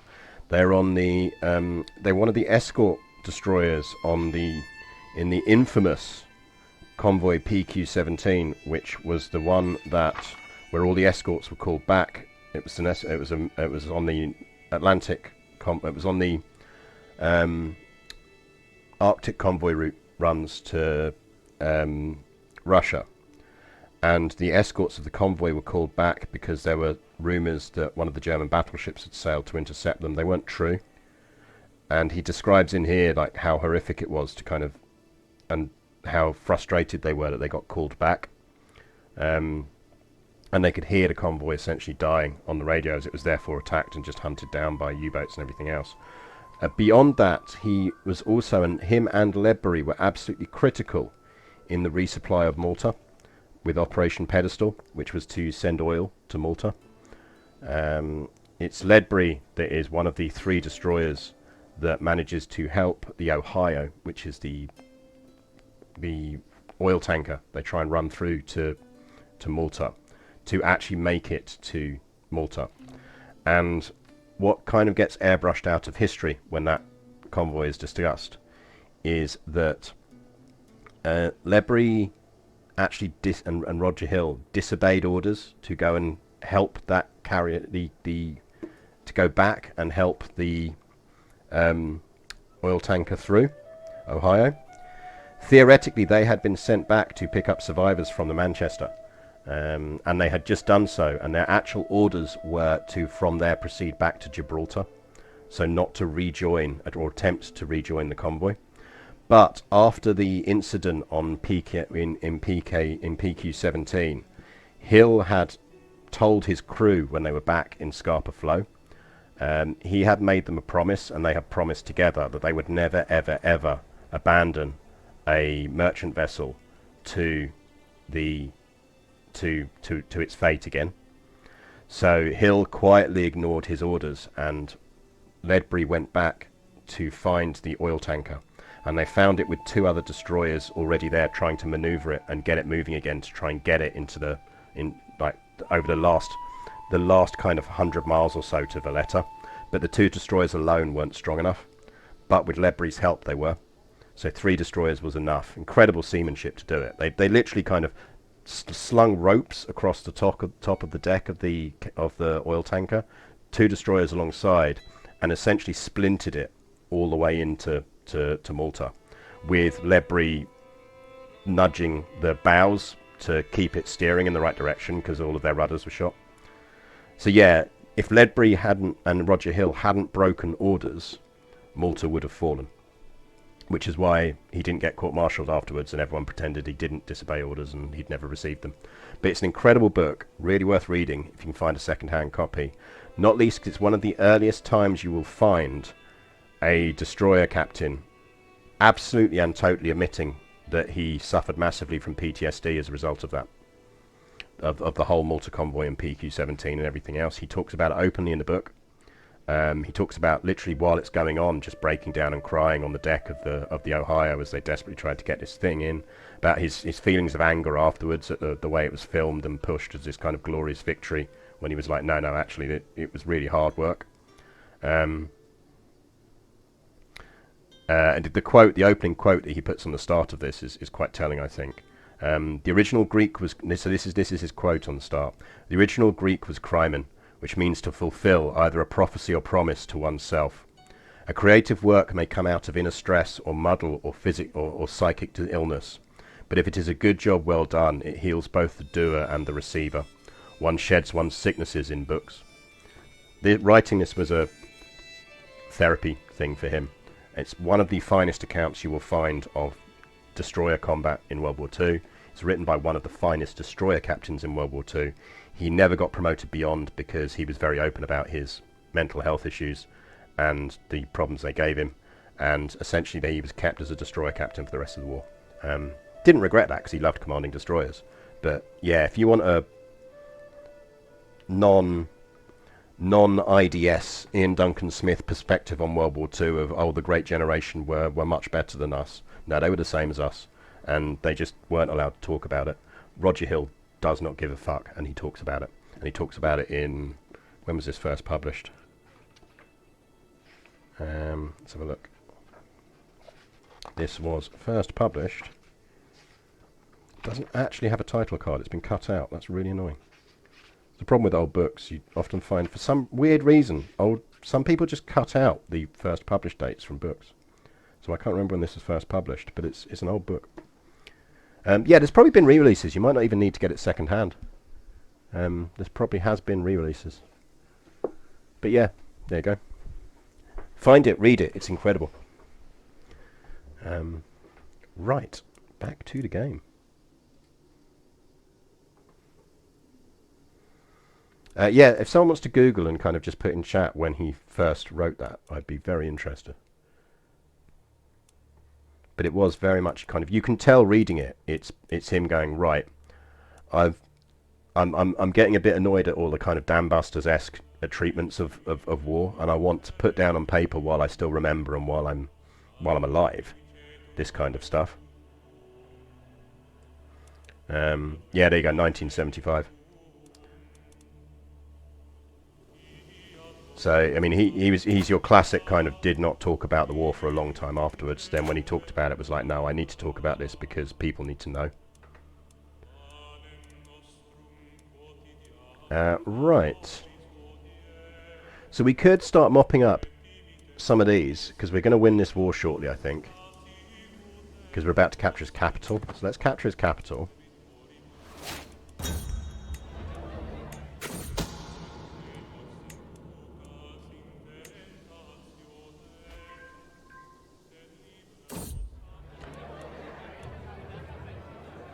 Yeah, we don't care about giving people favours. We're not in the business of giving people favours. Sarkina Gadi Magivja has been actively supporting Sarayuna and her Liberty faction. However, my husband has a plan to change that. Yeah, go for it. Change that plan.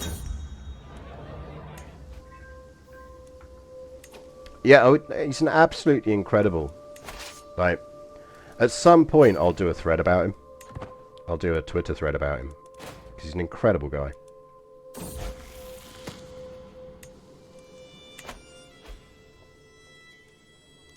Yeah, cats will do that. Cats will do that. They will get on your arm. Right, so that's a 2-year siege. How are we actually looking for supplies? Yeah, we might make it. My lady, I think the young Garin could learn a lot if he got the opportunity to study under you. I think he probably won't, because we're going to need to educate our daughter in about 6 years. And he's already Borean Hausa. Your son is your own responsibility. But take care of your own kids. Try and shove your kids off on me. Outrageous.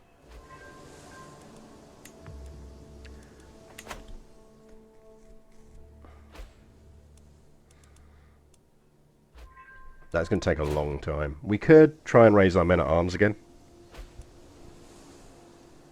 Which would at least give us siege troops. Yeah, let's... Because we actually need this war to finish quickly. I've just realised, because this is going to invalidate our war. Shit, I hadn't thought about that. We've actually screwed up slightly. That's really annoying.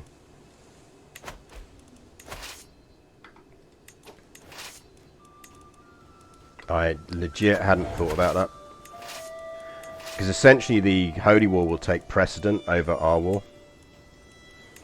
And because we're pledged to the Holy War...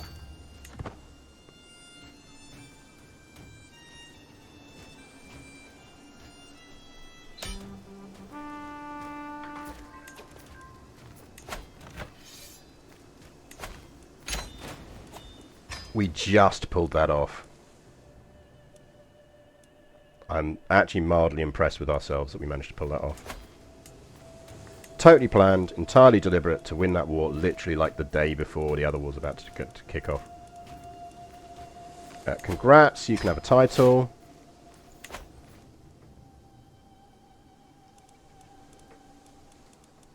Well, it depends on which one's duchy rank. In Disneyland or Disney World, it depends on which one's duchy rank and it depends on which one's kingdom rank, surely. Right, as long as we can supply these troops, we might as well keep them raised, because we can just send them straight back into the Holy War. The Great Holy War for Blemia. The time has finally come to consecrate the ground of Blemia with the blood of the infidels, and claim this land for the glory of the bush spirits. Our holy warriors march with the certainty that whether they emerge victorious or die fighting against the unbelievers, their devotion will earn them a place in Yangare. The bush spirits are with us. Absolutely, totally like I planned it. Right, we'll let these guys supply up before we go in there. Actually, we won't. Get back on that capital.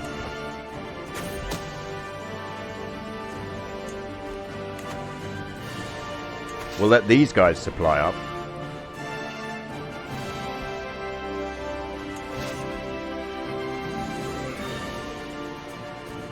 Right, you go there.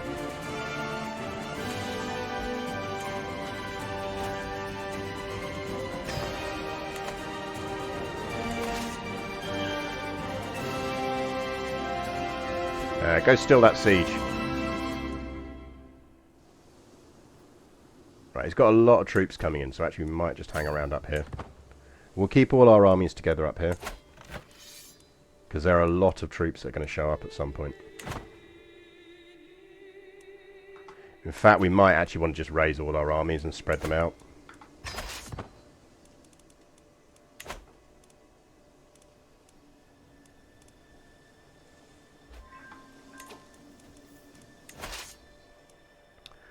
Right, we've got that one.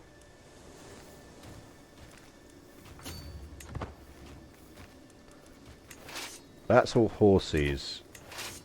We should have a siege train around here somewhere.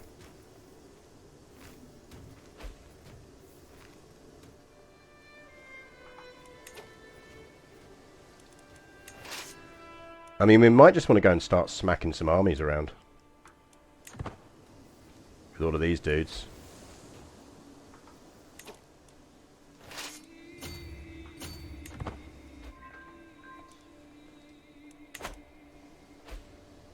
There's probably no harm in doing it.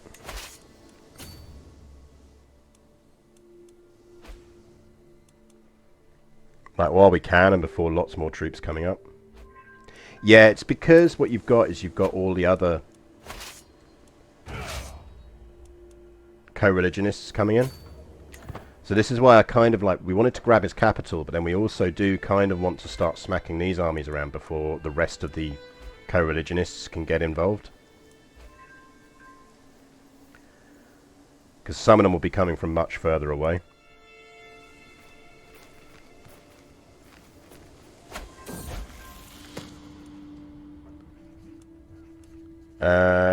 Casa came out alright in the end then. So he is our illegitimate bastard son that we can legitimize if we need to.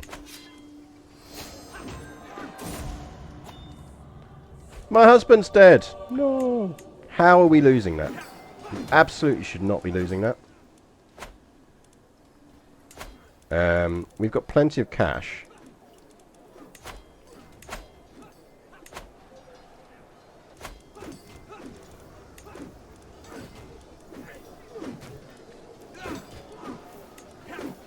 Can't hire them because they'll already be involved.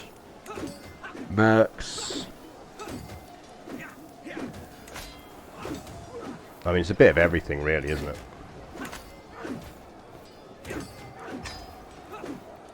Let's get some horses.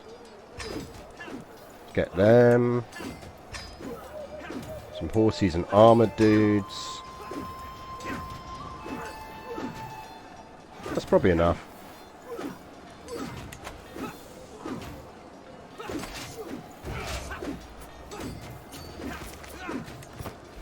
Get in there and help out.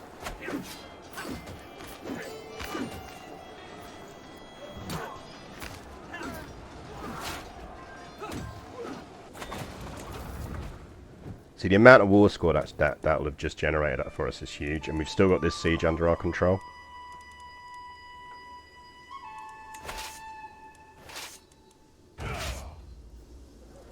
Right, drop a siege force on that. And you go down here.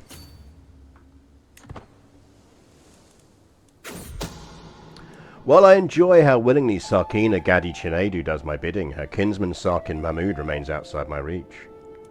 Liege is responsible. Do we want to remarry? I feel like maybe we should remarry. we have technically got an heir and a spare, but there's always the temptation to push for the perfect kid.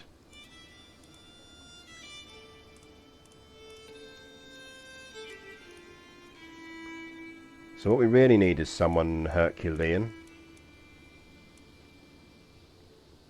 I mean, we could go for that dude. Herculean and another trait would be nice.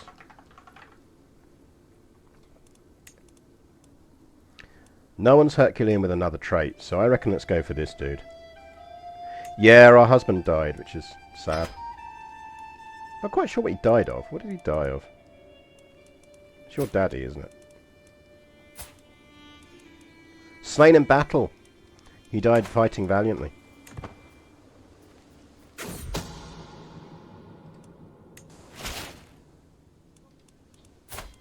No, it's not a strong hook.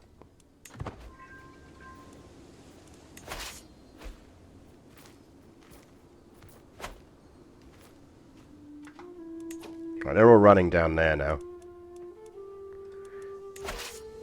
We're keeping these guys up here, just got in... No, he wasn't murdered, he died in battle.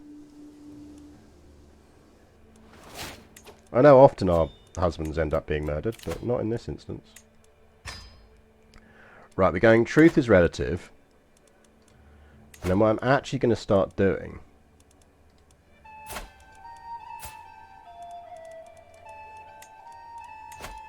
is I'm just going to start fabricating some hooks. Because if I can just keep fabricating until I get some strong hooks, I might actually be able to get the other achievement, a second achievement on this run. It just saves me having to do it later. I need to finish off the rest of the achievements. I think I've got about 10 left to do. And most of them are just like the ones where it's like, oh, with this ruler do X, Y, Z. And it's just because they're not countries I naturally play, so I've just not got round to it. But I should just start finishing them off.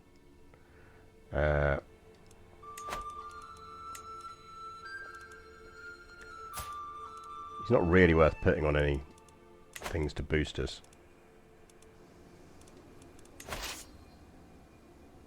Right, this army is going to run out of supply soon, so I think we probably want to split it up preemptively.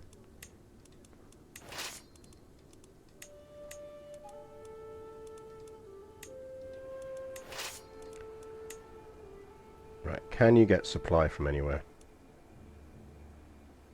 Not of that size. If you go there, you'll get supply.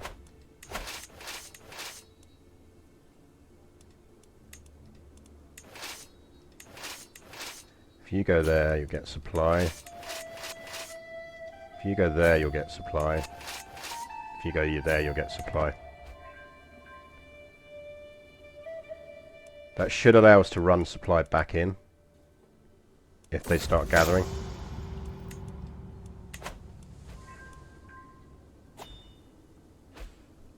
So we can essentially use these as supply mules. So he's coming in there, so you've got to assume that he's expecting more reinforcements. So he's now got 40 supplies, so we're going to send him in. They're technically losing supply still. Let's split that off. I'll tell you what, you go back in there just for now. Yeah, look, they're going in, so we're going to go all back in.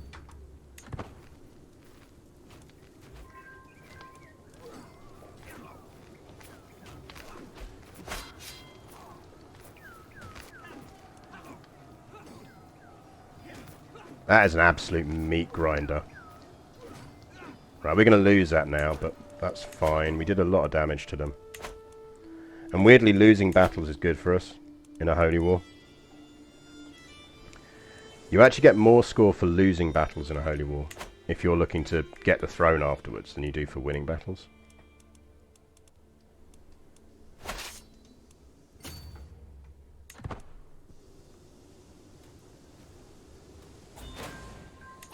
So it's like, yeah, okay, we got murdered. They're going back onto there, so let's group these guys onto there.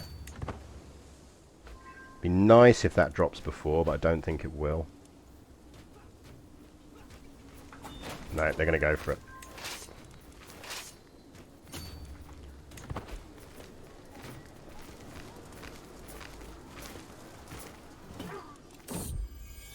We are Prego!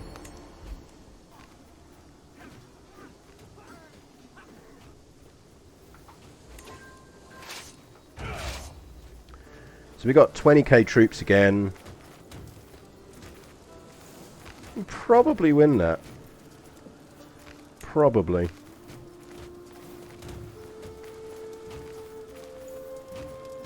With the right general.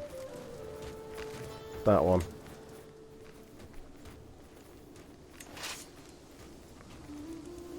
Let's go back and do some more damage. No, it says we're going to lose. Let's not do that. Problem is they've probably got Holy Order troops around here, which is, I bet, is not helping us. We could ransom some prisoners and merc up some more. Well, we have a lot of prisoners.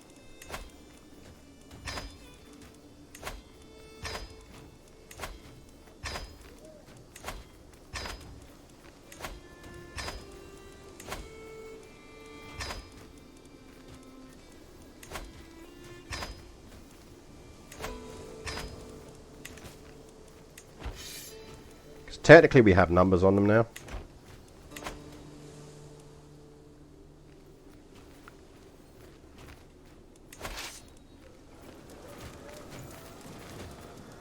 I'm surprised we'd lose that.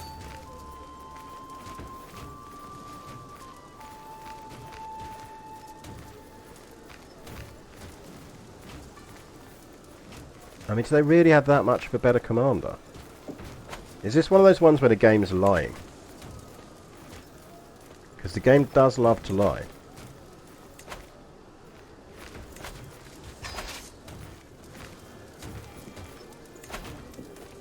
Because our mercs are going to expire at some point. Which we do have to be conscious of.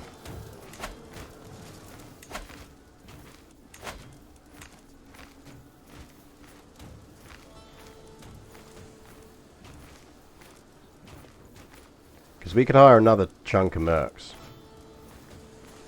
But not a lot.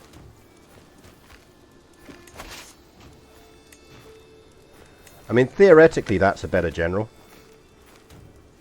I'm just not convinced in reality it's a better general.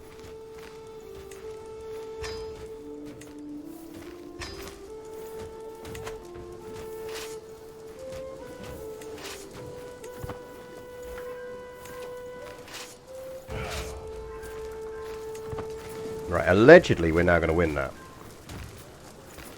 I don't think we are.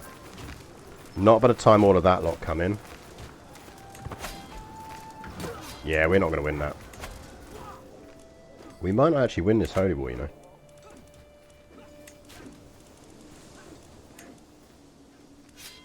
Which will be annoying. In the meantime, Borry is looking good. Bit of old Borry over there. That should actually start converting now, because didn't we... That should be our new dude who's in charge. So he... No, he's still... Is his... We still need to do something about that dude. What about this dude?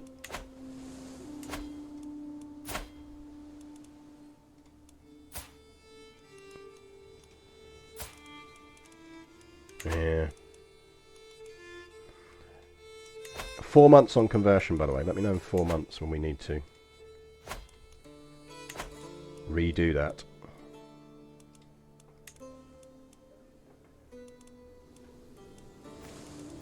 Yeah, we're going to lose that battle, so let's just get out of there.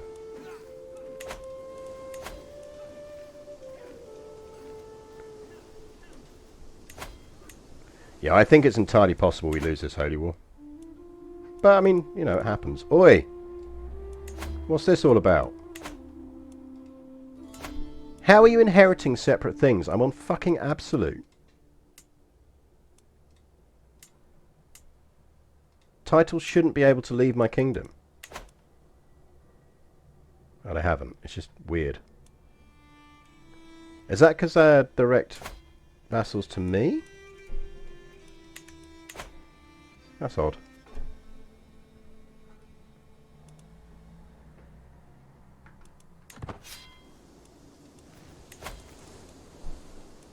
Yeah, we're going to lose this Holy War.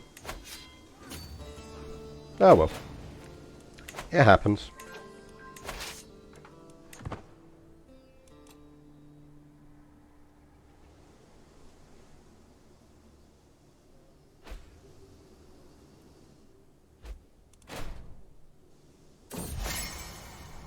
Bit stress relief from a mate.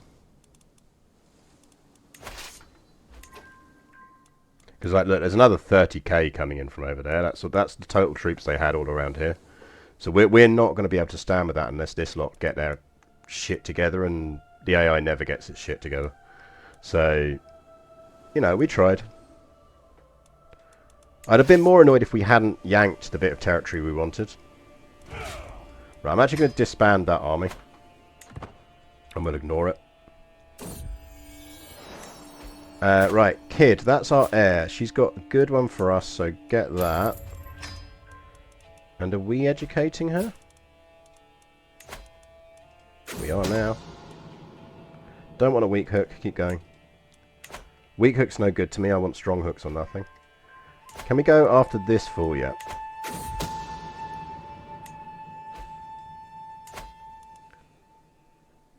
He really should be dead by now. We have a robust, intelligent son. Not bad.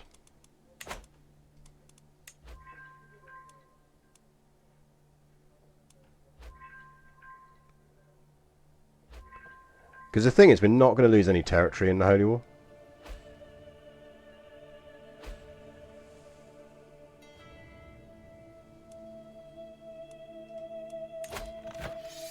Like, theoretically we still have numbers, but they're doing vassal swarm essentially is much better than we are. Someone's trying to kill my vassal.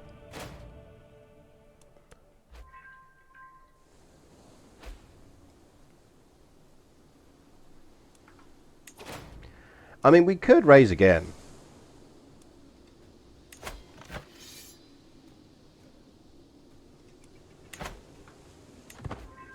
I think part of the problem is the AI doesn't move its soldiers down efficiently. Because if you've got a large army in an area, it just goes, oh, there's no point me sending troops to that area because there's already a large army there. But these guys are losing a lot. They're taking a lot of attrition now. Like, if they tried to get this again, I'm not convinced they would.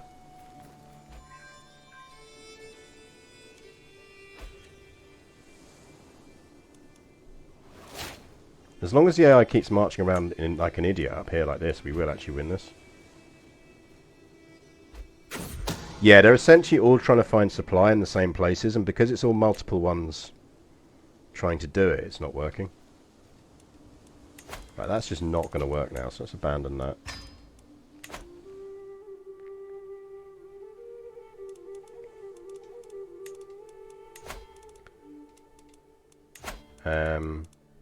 Let's convert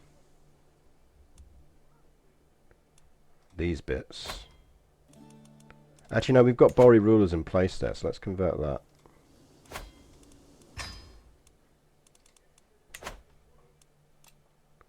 Maybe we raise again. We'd probably win this now. Because of the AI's clusterfuck in its search for supply.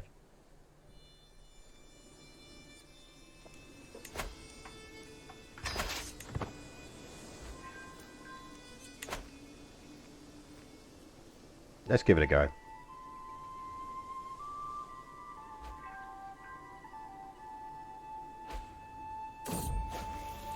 No! We do not want smallpox running around in our territory. At least we got a good physician.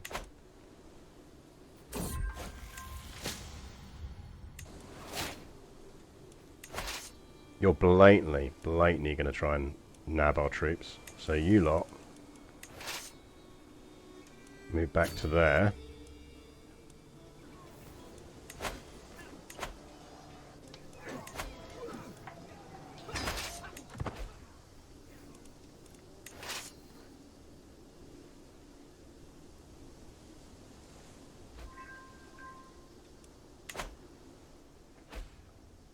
Yeah, I mean the problem with the Holy War like this is we're always the strongest Bori in the room.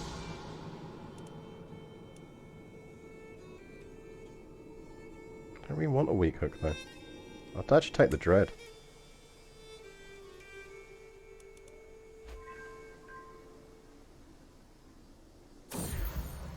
Oh, that's handy. We got rid of our smallpox. Yeah, I mean, this AI hunt for supply might actually fuck them. But our mercs are expiring, so... If we had everyone here, that we'd be fine. Because we could actually take that army now. But the 5 months on expiry is not going to work for us. And we can't afford to renew all of those merc contracts, I don't think.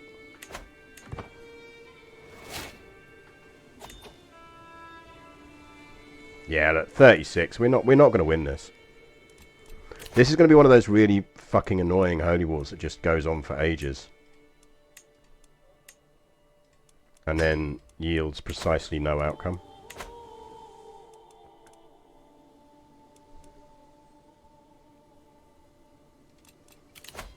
Like, because if we extend all of those, we can't afford to extend those, and we'll just go bankrupt.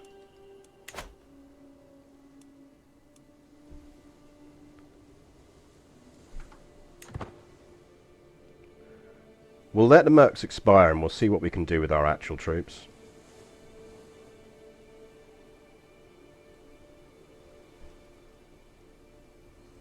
Because the other thing to remember is this is massively slowing us down. We were nicely steamrollering for the other bits. I don't need a boyfriend. I'm not in need of a boyfriend.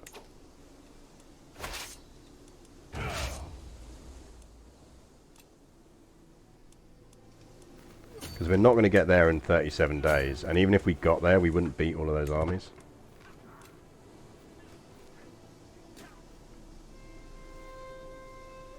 They're just going to suicide into that fucking big army.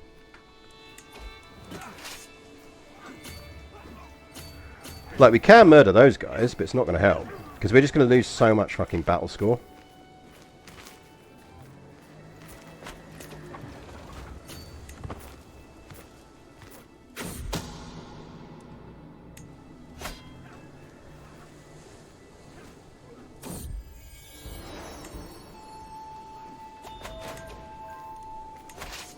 They're locked into seaward travel. We might get away with that.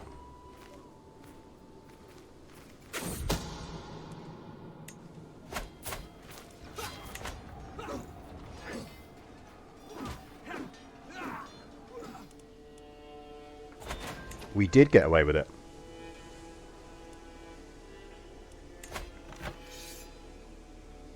We've absolutely skewed the numbers in our favour now. If we...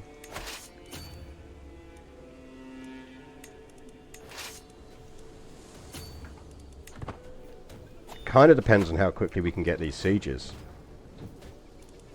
And they're easy sieges.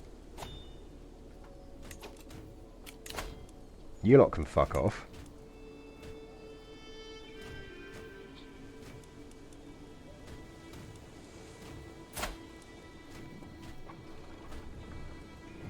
I'm not fighting an independence war.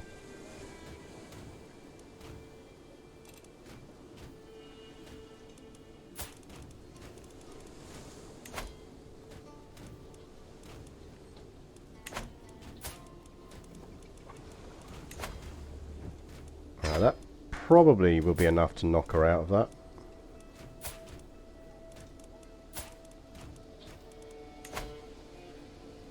That probably won't be enough.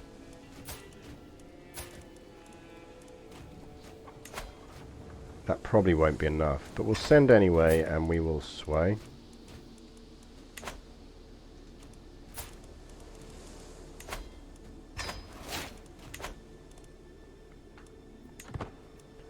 We'll be basically getting the long war penalties.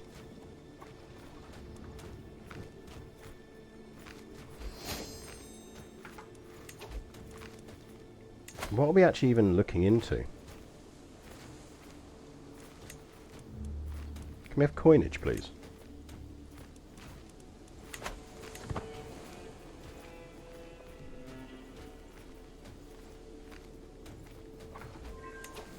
Well, bugger me, we actually managed to do that.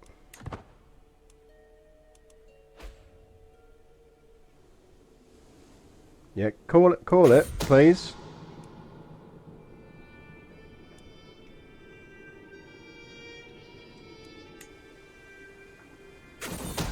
Way!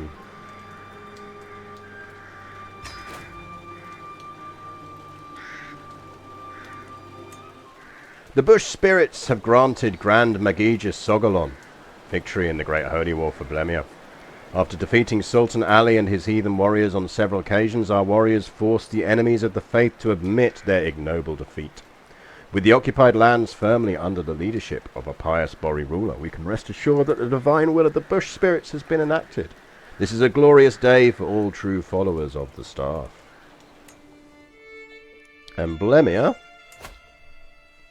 is now of our dynasty. Wonder if she fancies becoming a vassal.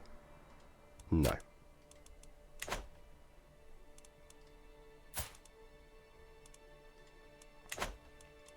But the important thing is that is now all going to convert to Ashari, to Bori itself.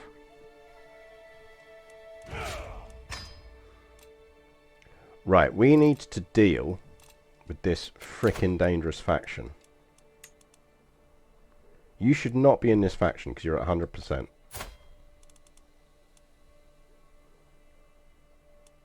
You certainly shouldn't be in this faction, Aunt.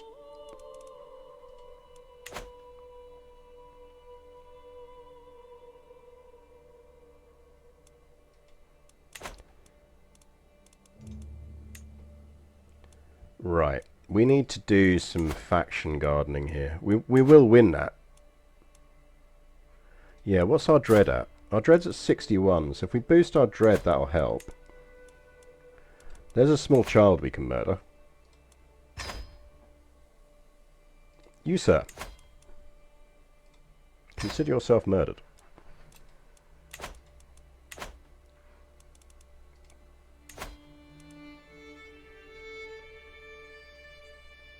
So the only one we could reasonably drop off of that, and see now, because like all of those people are our... We need a religious conversion again. Deal with that bit of a baddie lurking up there.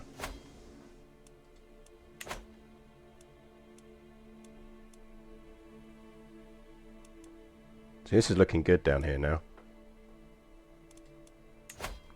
Well, it's one of the reasons why she's able to do it, is because, like, by living that long, like all of this, once she dies, the fracturing of her 12 titles is going to sort all of this out.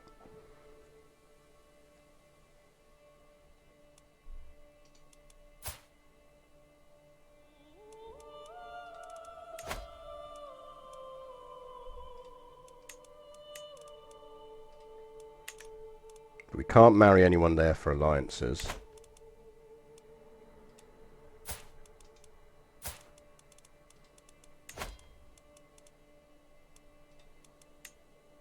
Alright, we'll get us an alliance. Because we can break these easy enough.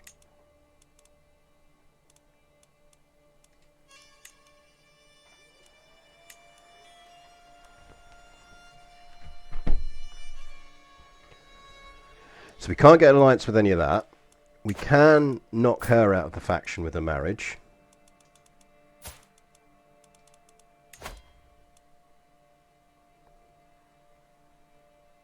I mean, she might drop out now because of the dread.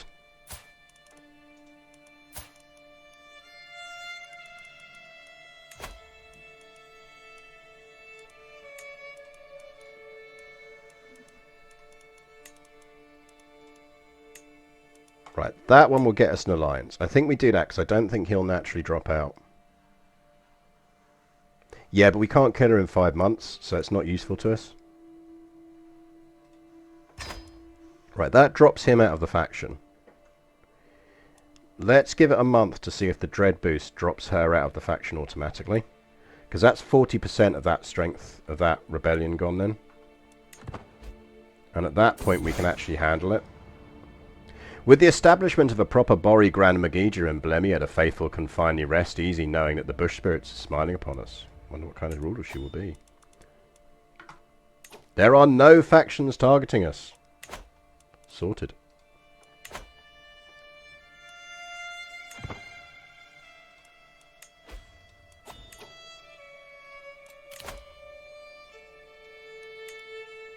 I feel this may be calculating the strength wrong. Oh shit, it's because I hit the wrong button. Fuck! We just switched player characters.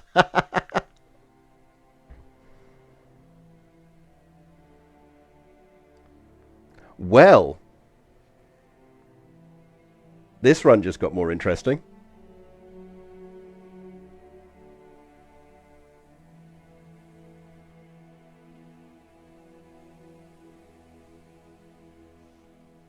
Because we just accidentally switched player characters. I'll tell you what, let's see if we can bird it. If we can't bird it though, we'll play it out. Because it makes it interesting.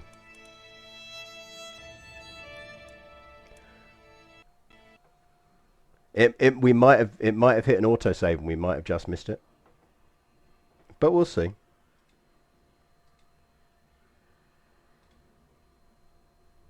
If not, then actually it just means that it makes it slightly more interesting how we finally do that. But we will see.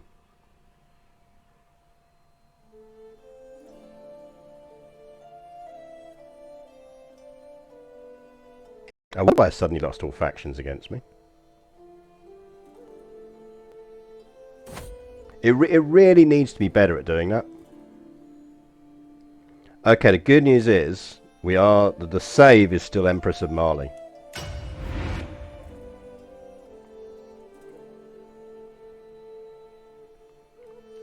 Like, it really needs a bigger, much bigger warning that it's about to flip you in game character terms. I love that it does. I mean, one of the things I quite like the idea of doing is a run where we kind of go, actually, let's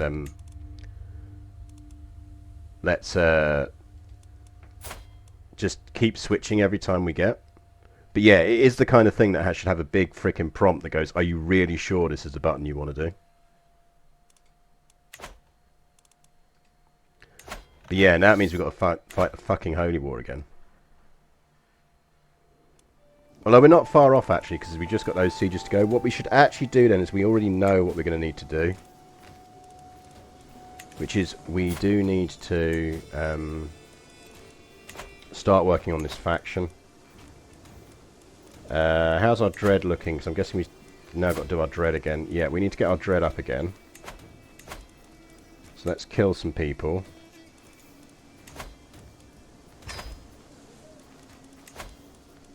Right, so we're at max dread.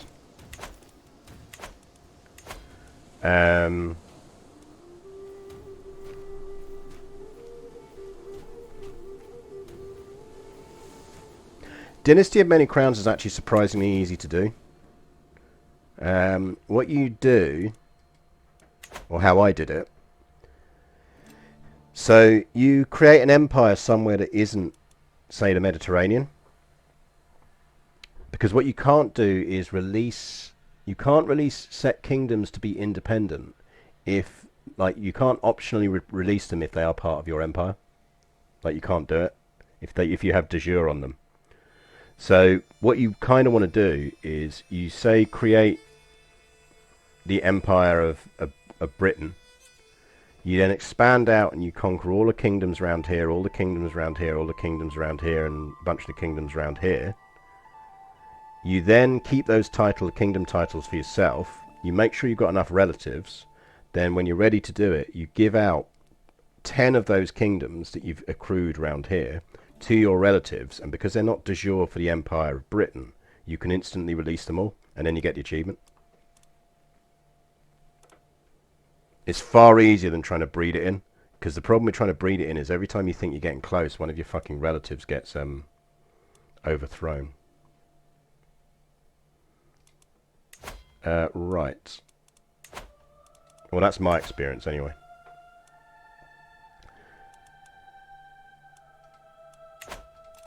We were going to marry into this dude's family.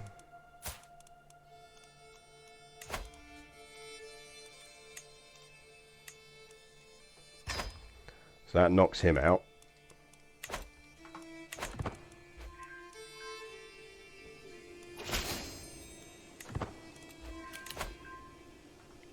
So that pushes it down to 86. I still think she'll drop out at the end of the month because of the dread boost, but we'll see. Yeah, there you go.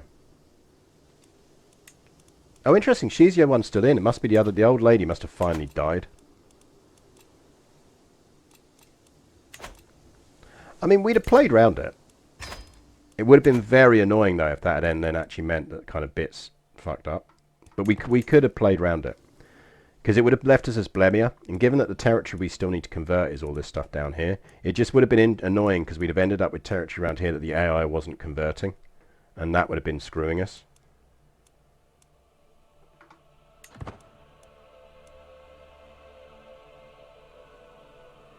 Piece it out before you lose these territories. Thank you.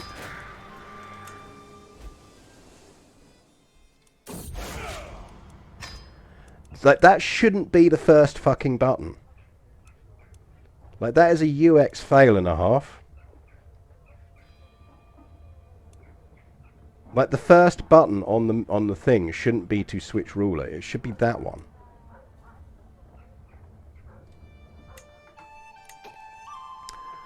Oh, Byzantium conquered that ages ago. But the thing is, they're Boris, so we don't actually care that much. It's fine. Like, we'd have to go to war with them if we were going to have to try and use the convert all Africa decision, but we're really not going to. It's awful UI. Like, just, it shouldn't be the UI. Right, he needs to die, I think. Because I'd really like to just knock off that tiny bit. Get it done.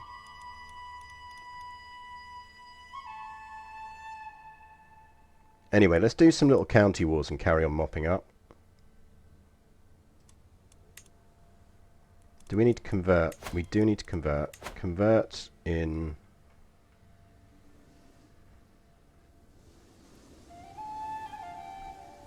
So the problem with converting these places is their rulers aren't Bori.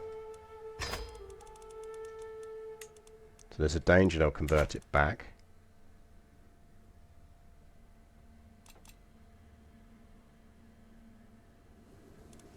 These rulers are now Bori. Because obviously that's all our new Blemia stuff, so that's fine.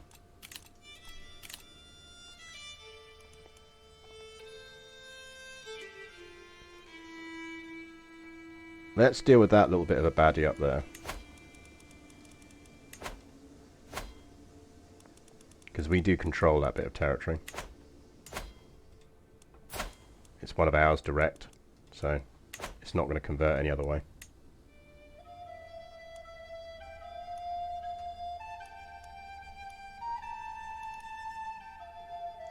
So I feel like we should mop up a bunch of this stuff.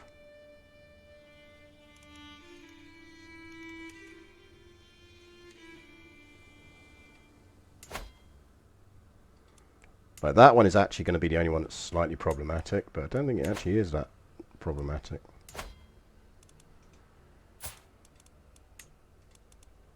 Anything we can just deal with men-at-arms is worth us doing. We can take all of that in one county.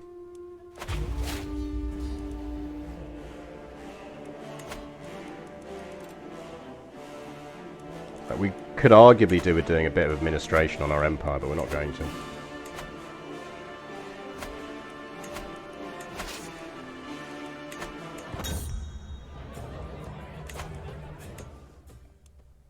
Most of this is duchy or county fights now.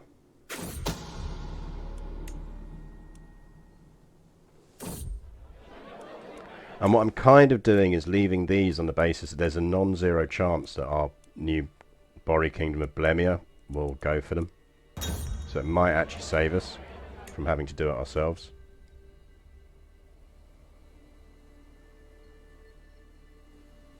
But that's like 3 counties. Well, hello. The intelligent, comely and Herculean Prince Kanafa.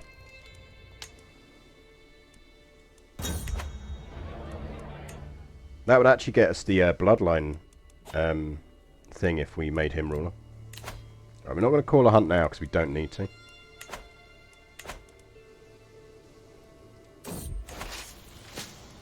Yes, we finally managed to get witch again, which remember is totally allowed in our faith.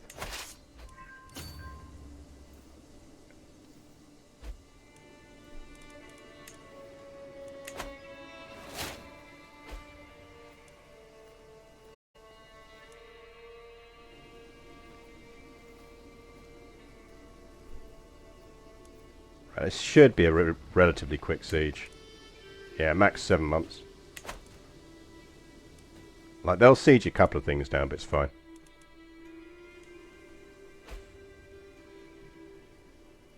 I mean, actually what we could do is,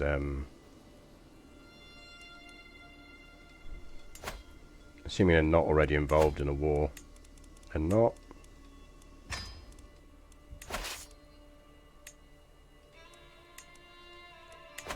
Would you care to go murder those guys for me? I mean, imagine you're like those 400 guys, you're like, yeah, we got this siege, and then 7,000 angry Holy Order troops turn around. Descend on you.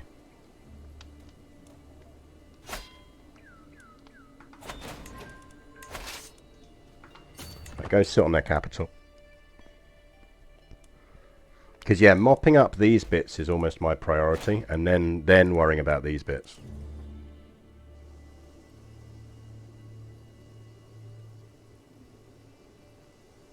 That's a fairly terrifying name for a Holy Order. Yeah, what the Possessed.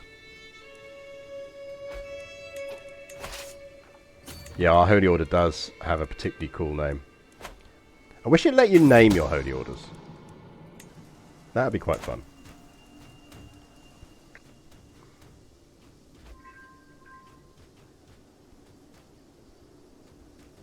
It would be quite fun being able to name your Holy Orders.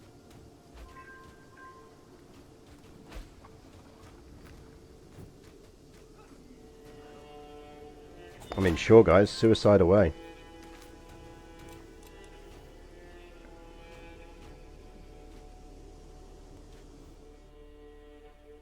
Because these should be quick pickups. And it looks like Ajuran's going for them anyway. How's Ajuran looking in troop numbers? What's interesting is they're actually an empire.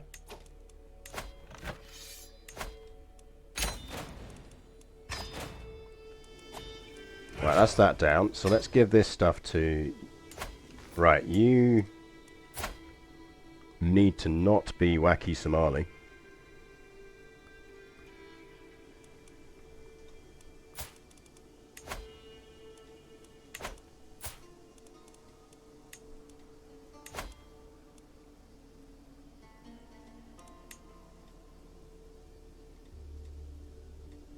Right, you convert her faith.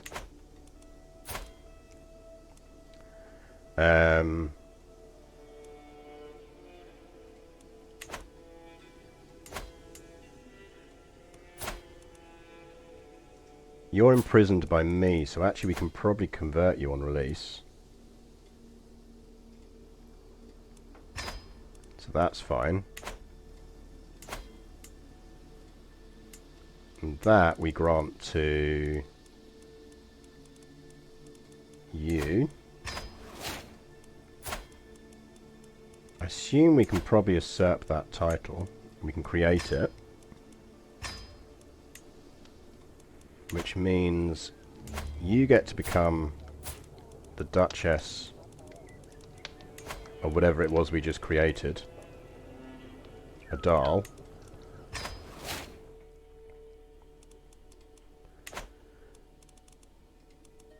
Two years left on the conversion up there. Promote culture. Let's just do it wherever. It doesn't really matter.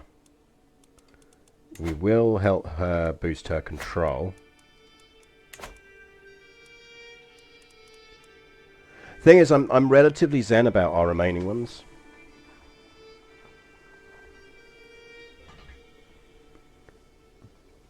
If I'm a medieval soldier and here I might face an army called Possessed, I'm definitely pulling a Barry Lyndon heading off to Holland. Absolutely. Absolutely. But yeah, the thing with our remaining borrowers is if it really comes down to it, remembering that our goal here is just to convert all of Africa, is we'll just revoke them. Even if it gives us a bit of tyranny. Like, we can just revoke them. It's stuff that's outside of our control that I'm more worried about immediately. Because, like, the good news is these guys are converting.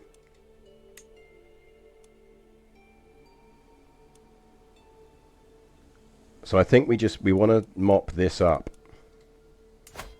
Like, he's got no allies.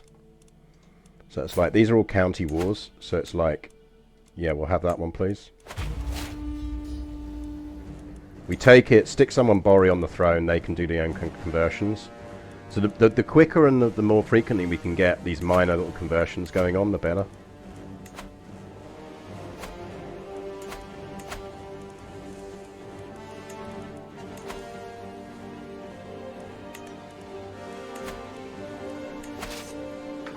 There really needs to be a button that's like raise holy orders as well.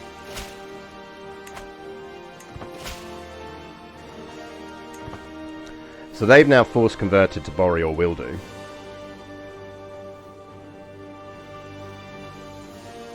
Let's just raise a few regulars.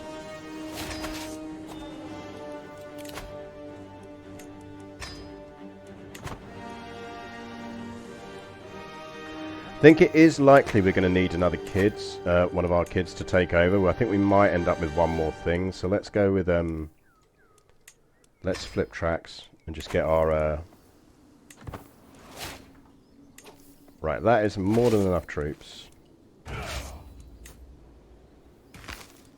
Go deal with them.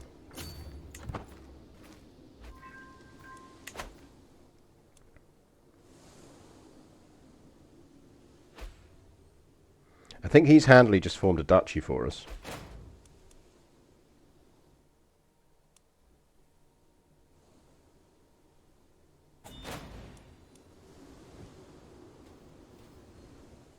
Which is useful.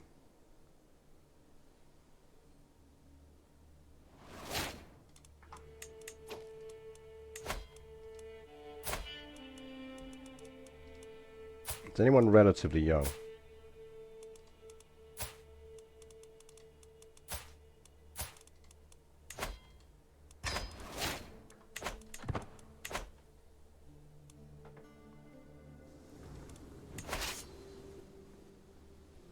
Alright, so that's two. So we probably do want to declare on him next, because we're going to need 2 wars to deal with that.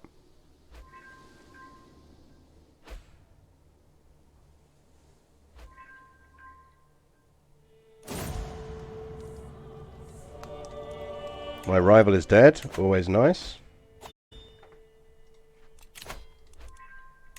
Steward. You really want to be steward, but we're allied to you. You can have it.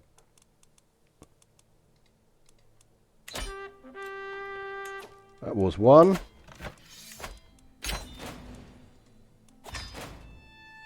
let me give that to someone Bori.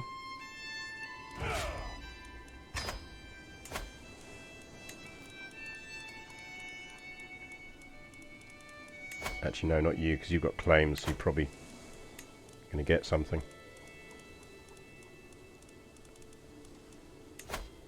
There you go.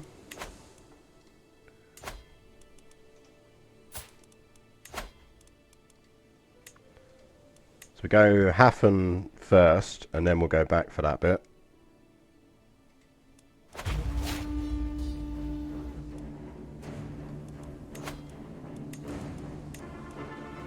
I need to let them disband before I do this.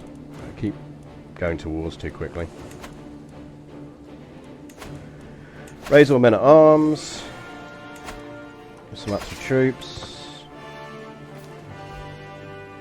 We'll send them to siege that down in the same time.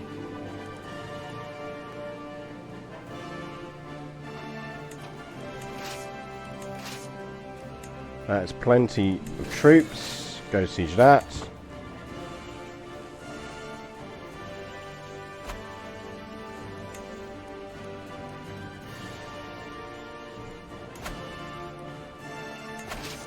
Right, you lot hunt them down, and then we'll go siege their capital.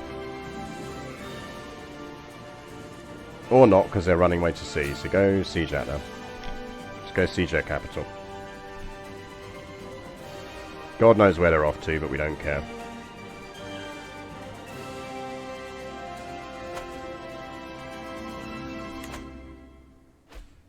I mean, sure, have fun, guys. Don't really want to stress, so... But you could suicide if you want. I wouldn't mind. We are Prego! Prego! So this territory and this is what we're looking at, really. These bits are doable.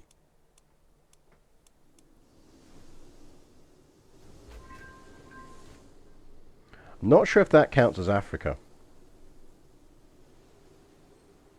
It's probably something that would be good to know, is if that counts as Africa. Right, we'll end that war as quickly as possible.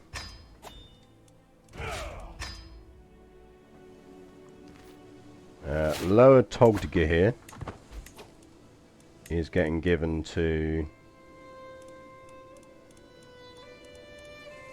you.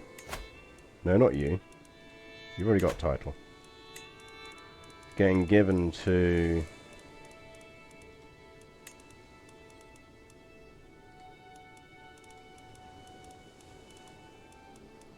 you.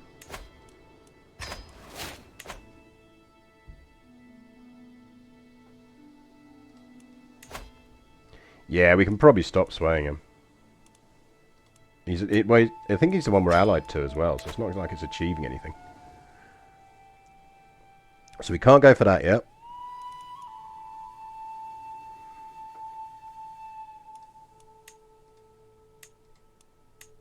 We can go for that, which is a single county. Surprising number of troops. He's allied to that dude.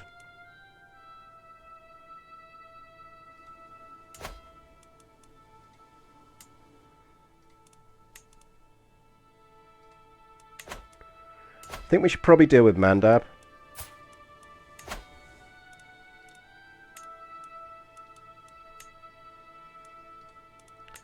So we actually want a duchy war for that one. Oh, it's two separate duchies, you dick.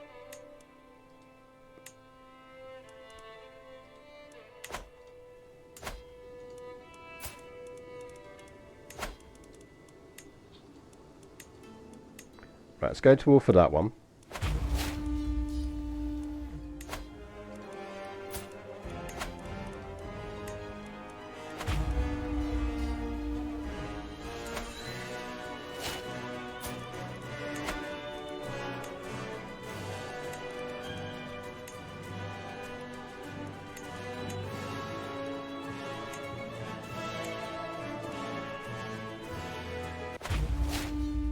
When in doubt, declare 3 wars at the same time.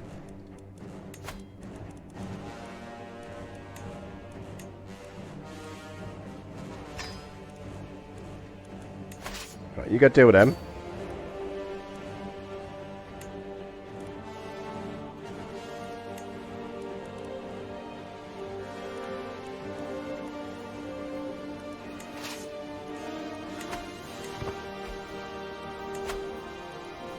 Raise all men at arms. Raise all.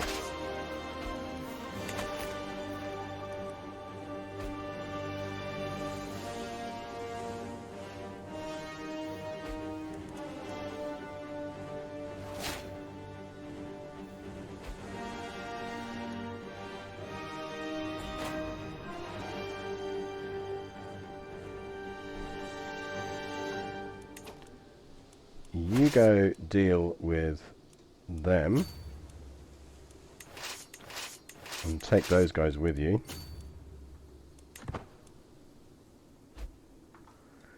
And you guys go deal with them.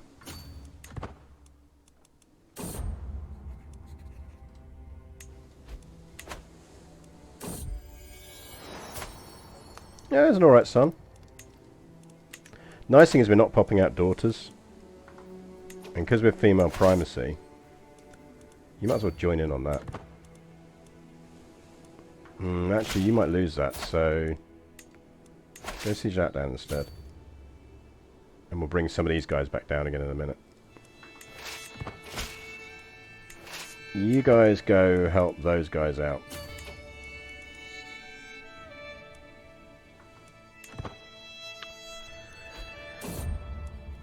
There's a tiny... We need to still deal with them, but we're waiting for that stupid alliance to drop. Although it's less of a problem now than it was.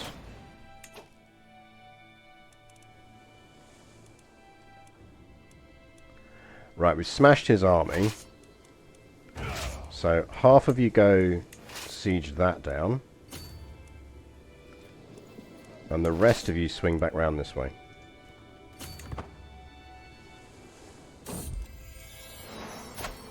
Tomo!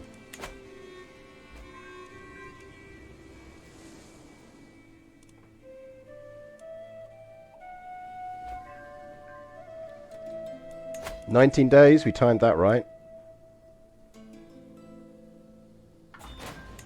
Converts. Probably help out down here.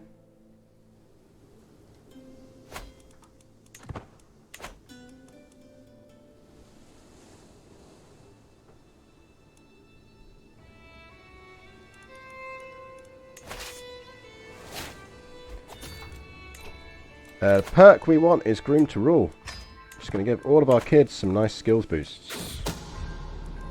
Right, well that scheme is now abandoning. Let's just give up on this. It's a bit pointless. We're not getting anywhere with it.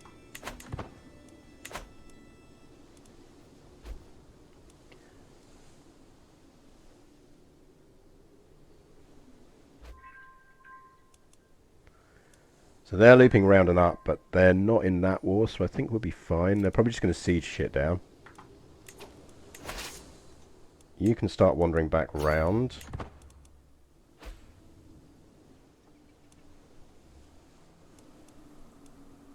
I mean, basically, when that falls, that war is over.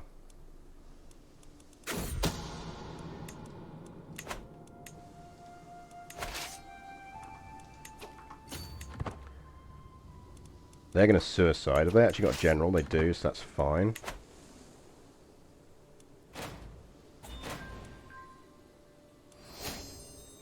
We are now in the high medieval era. Nice.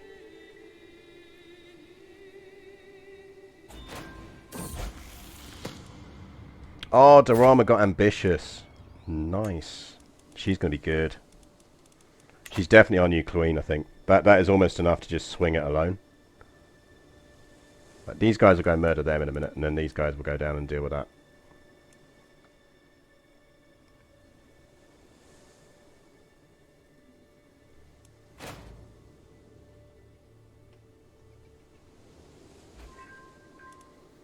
I think they're reasonably well supplied still. These guys probably aren't, to be fair. No, they'll need to supply up.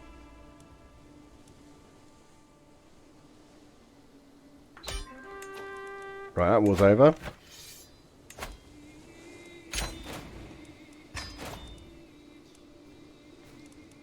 So you lot split up and supply up. Supply.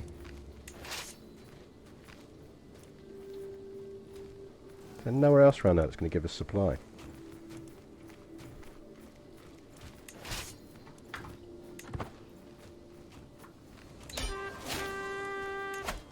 That one's over. Right, you two go deal with them. This needs to be given to someone Bori.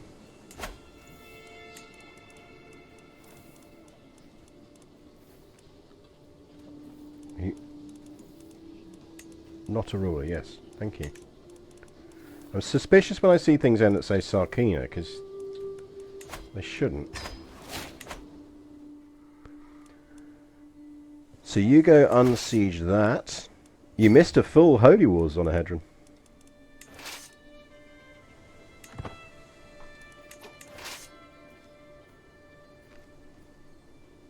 That will give them supply. A Holy War for Blemia, which now has our dynasty on the throne.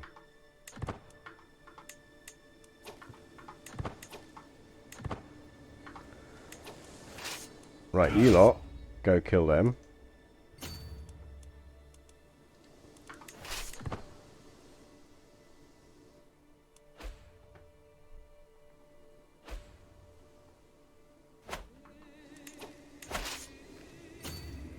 I mean, trust me guys, it's not going to end well for you. Stop! Come back! We just want to talk.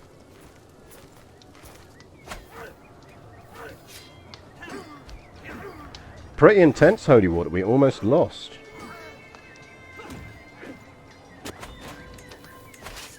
Right, you siege that back. They're sieging that back. How are you losing supply again? We've literally just put you into supply.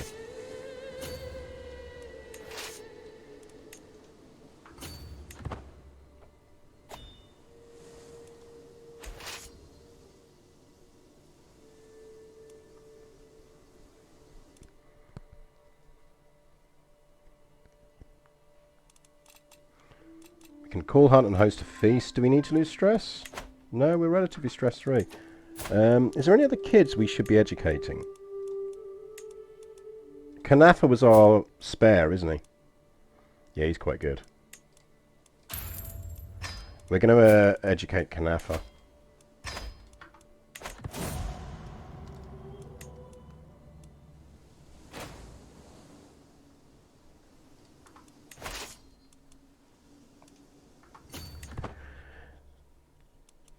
Now, these guys should now have reasonable supply.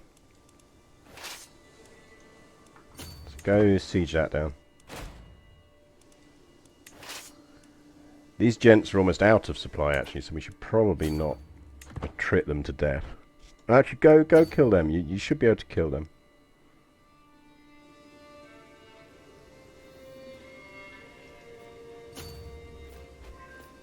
And then we'll split you up to go for supply.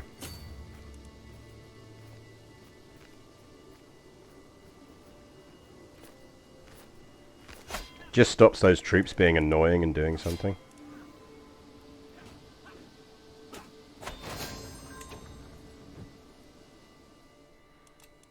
Yeah, we're doing well with Marley. We've got our big yellow Marley. Right. You lot have 0 supply.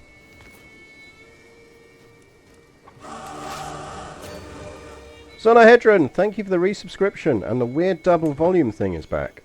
For reasons we do not know why. I tip my hat to you. So what we're going to do here is we're using this army to rush supply into these guys. And then what we can do is detach siege, pull them back up north.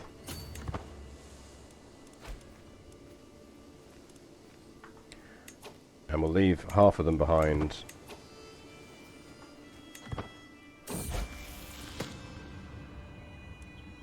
Sadistic is probably quite useful for us, for her, if we do have to use her.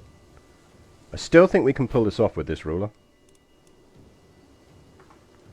Right, you need to break up and go there.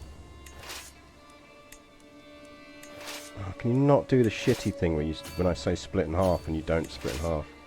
It's because they're special troops. We've got nowhere we can get them into supply. Right, they'd have to go all the way there to get into supply. That's outrageous.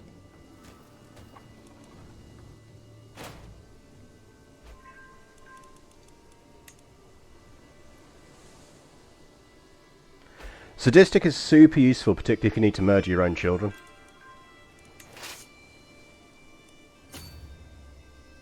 Right, it's very, very useful if you need to murder your own children.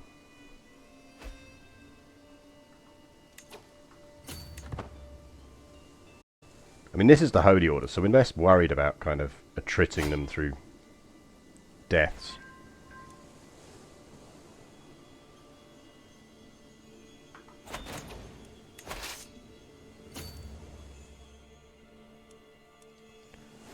Right, can you not go and stand somewhere that isn't going to kill you?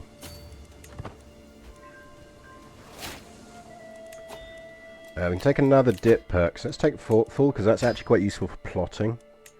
Is it worth us going back for healthcare boosts? I don't know, we'll think about it.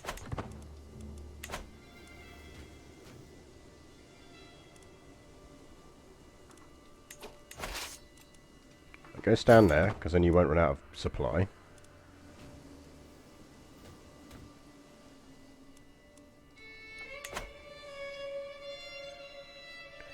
Yeah, there is that. You can then just torture people for stress relief,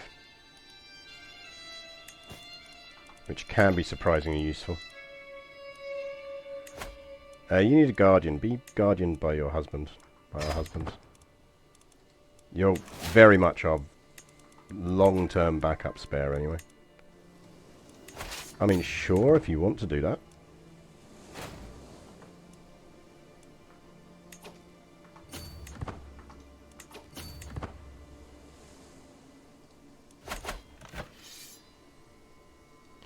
The moment that falls, we win this war, so. Because that's the only thing giving him war score.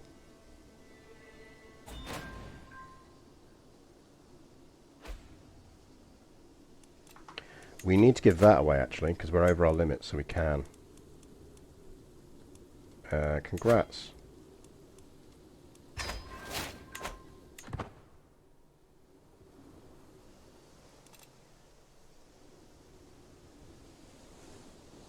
Come on. There we go.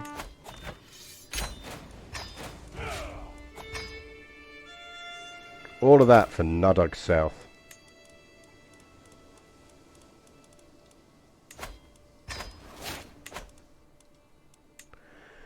Could arguably really do with creating a kingdom down here. So you can see this is kind of what I was hoping, is our vassals have been kind of mopping up a bit round here, where we've left single counties behind. So Mali is looking pretty damn Mali-ish at the moment.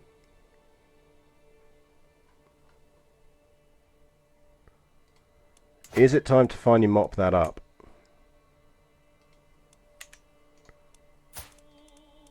Let's murder him. And then go after the kid.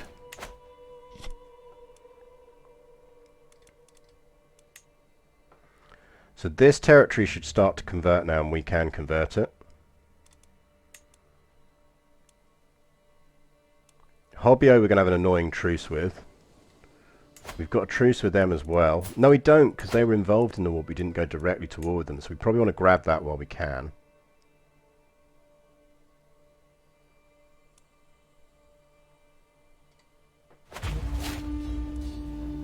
Because that's a nice little war we can just win with men-at-arms while we're waiting for the murder to happen.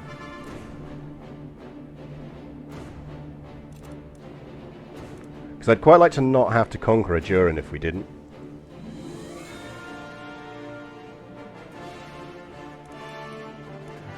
We dealt with the Byzantines by converting them to Bori and then their entire empire fracturing. But the thing is, it doesn't actually matter, because it looks like at some point, I suspect Nintase here has just literally just gone in and mopped that up for us and taken it anyway. Which tells you how far the Byzantine Empire has fallen. You'll notice that apparently we control the Kingdom of Crete as well.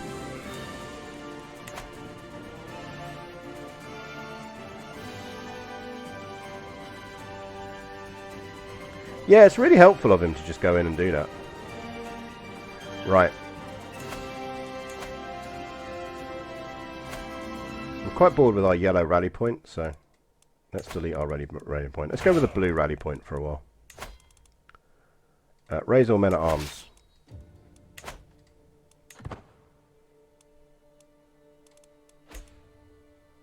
Looking good. We do still need to deal with these fools, but I honestly don't think we're going to need to control the whole lot and go for the decision. I think we're just going to do it without.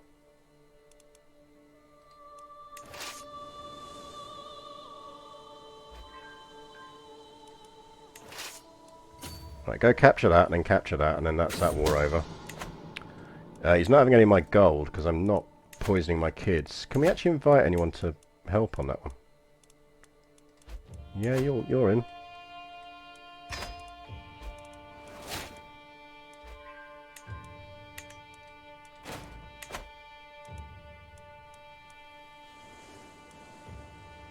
We should be able to beat that army anyway.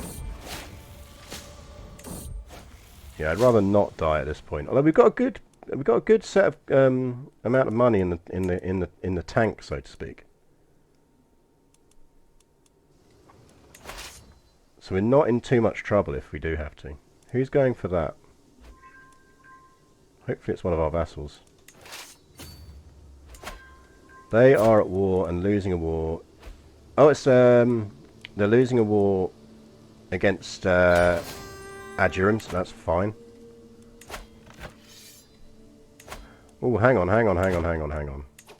He controls that as well, doesn't he?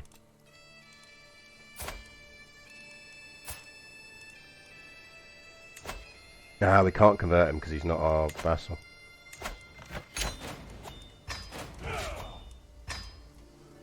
Right, Marig, we're going to grant to someone.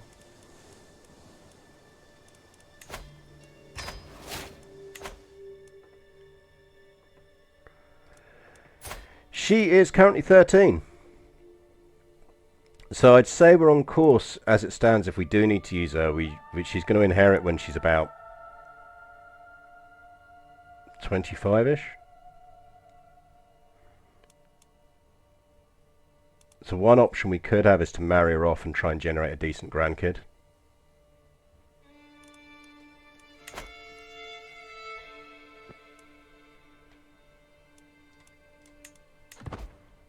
Like, that is an option.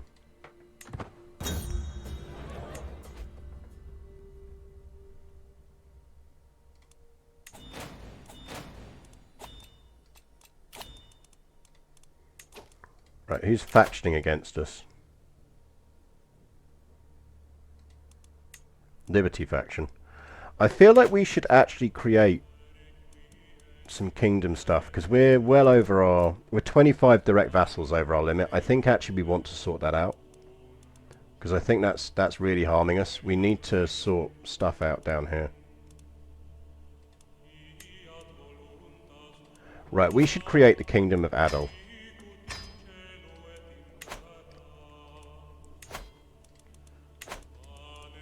We should grant this to her because she loves us.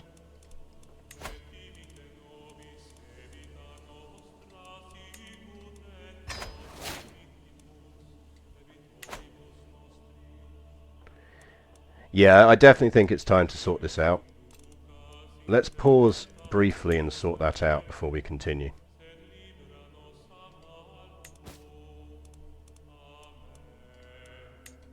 So we can therefore grant that, grant that, grant that.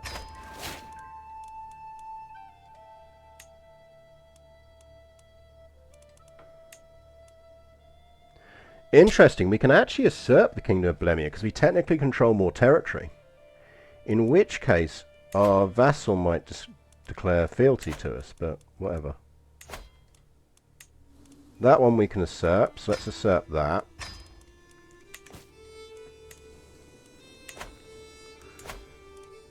You're Borean Hausa, so grant titles.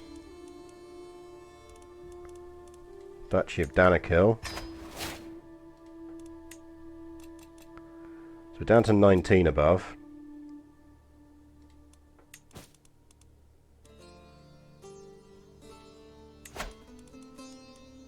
We'll usurp that. That's up here. She fucking hates us. Why does she hate us?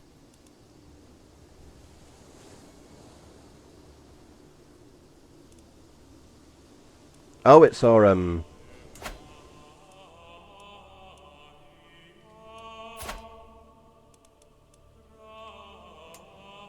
right, you can have the Duchy of Naquil.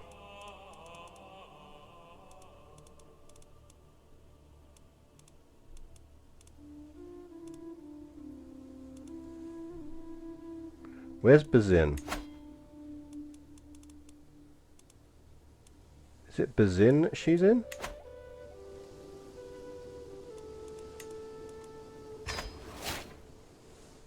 So that gives out Bazin. Yeah, I mean, she shouldn't really hate us. She literally has a throne because of us. You know what? She's going to hate us a lot less, bizarrely, if we do this.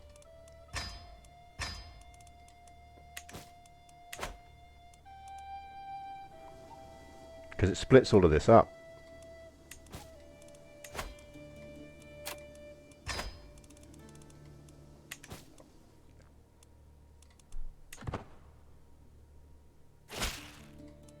Yoink.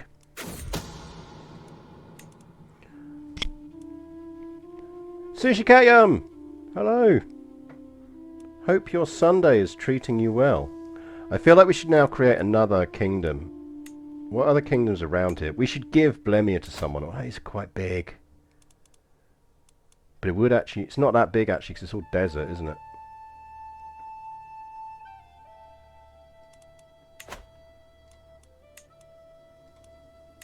Who's reasonably powerful around here? Isn't Kingdom of Nubia's always been given out. He's reasonably powerful. Because the thing is, we might as well give it to him.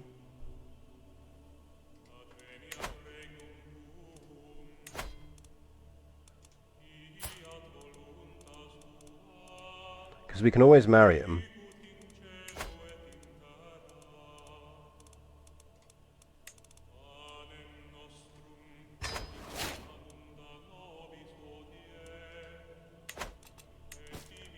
Can transfer another vassal. We can vassalize you.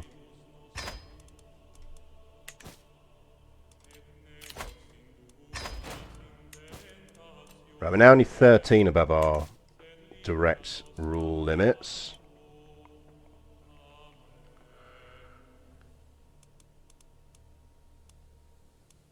Where are our troublesome faction people?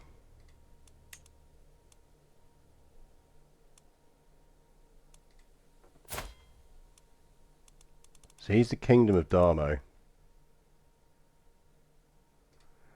It's all the people who are not of our religion. We kind of almost want that to fire.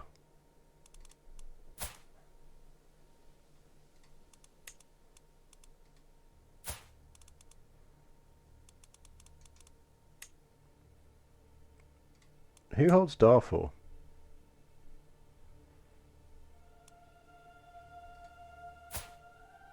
Aren't you part of Darfur?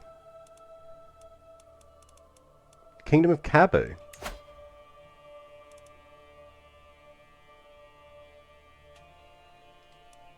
Righto.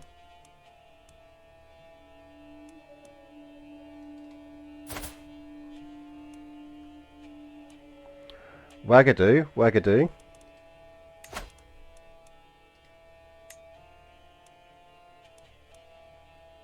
Don't really want to give Ghana out. I think Ghana's one we want to keep hold of.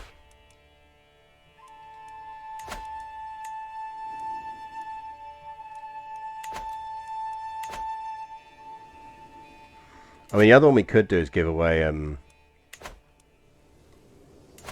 Algiers. Like, that is an option.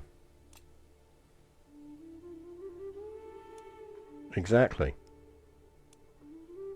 What's all this stuff over here part of that we've just been taking? Ah, see, the problem is that's Adjuran, isn't it? Abyssinia already exists. Nubia exists. Blemia now exists. Egypt we're not getting rid of. Africa exists. Sahara doesn't exist.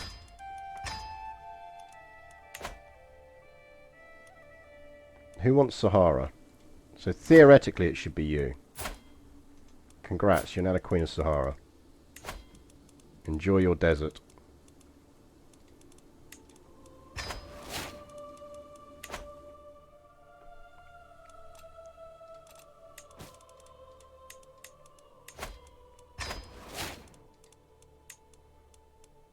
Because the thing is, that's actually been harming how many troop numbers we have.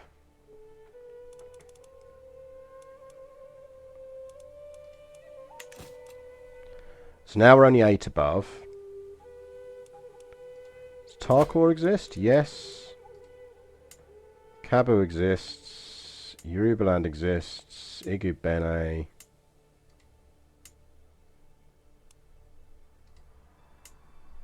Kingdom of Grrr. Grrr. We don't hold any territory in the Kingdom of Grrr. So we could give out the Kingdom of Grrr. You're a treacherous empath. Yorubaland's a bit too strong for my liking.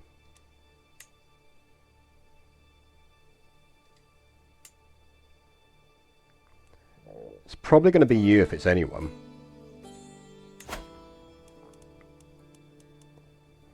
That's the Kingdom of Gurma,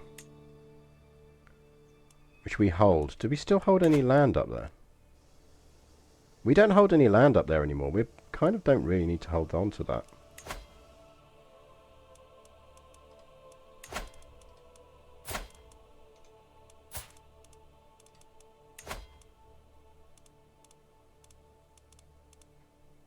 Kingdom of Gurma. Why does that not show as one I'm holding?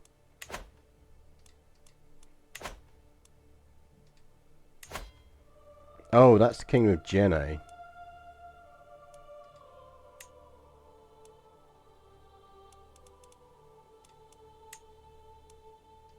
This is the Kingdom of Gurma. So theoretically it goes to whoever that dude is. Yeah, fine, have it.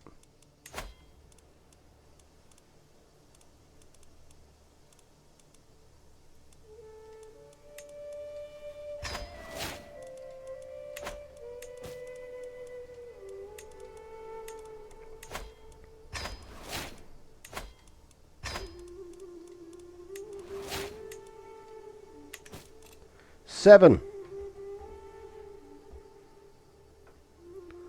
Our capital is the historic capital of Mali. Speaking of, we should be able to upgrade our gold mines now.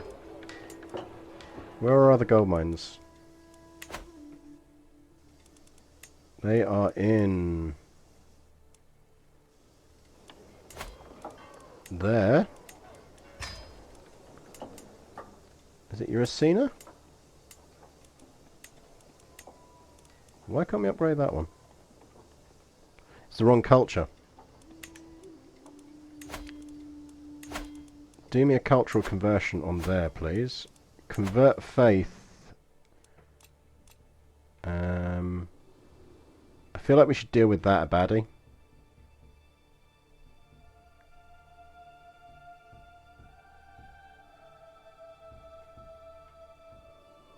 Because it doesn't seem to be going anywhere, so let's just deal with it.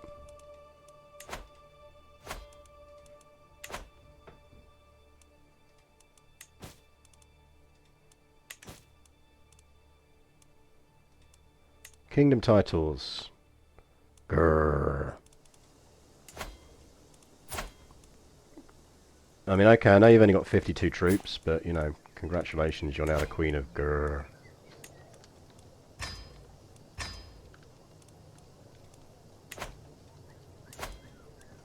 I mean, we don't really mind if there's a whole bunch of wars within these places.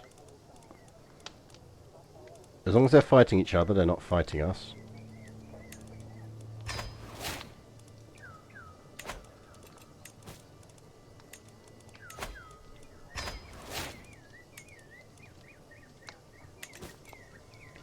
So we're only 6 above our limit now.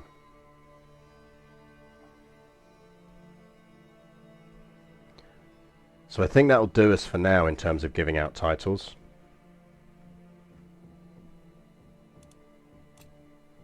It is insane the amount of territory we're holding.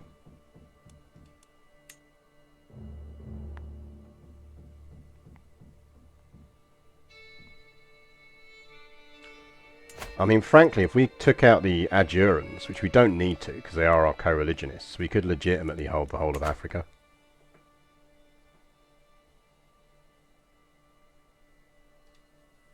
Right, he's about to die, so we're about to get that. Out of interest, what would it take for us to offer you vassalage? How far off of it are you? 41, that's doable.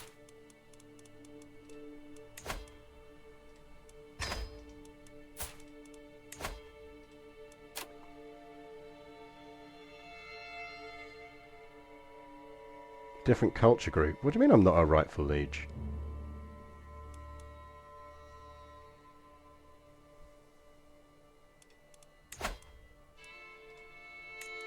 And technically I am, because she is.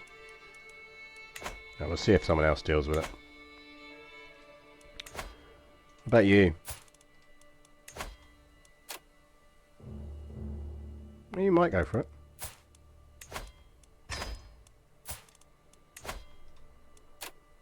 Nope. Oh well.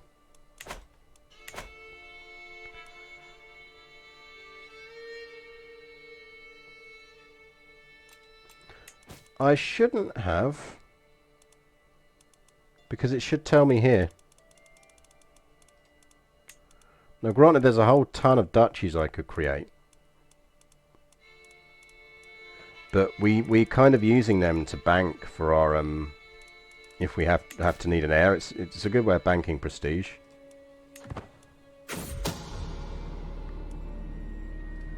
Right, so he's dead, which means hello, small child.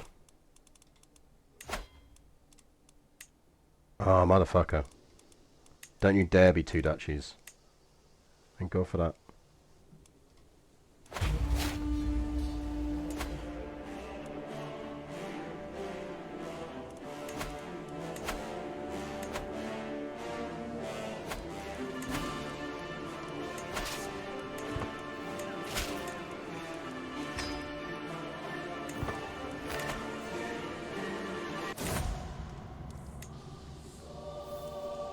We don't need to kill the baby, we can just destroy them in war.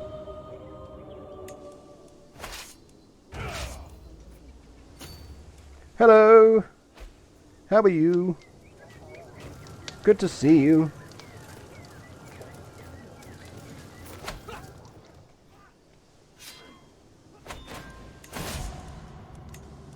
A lot of people we don't like dying.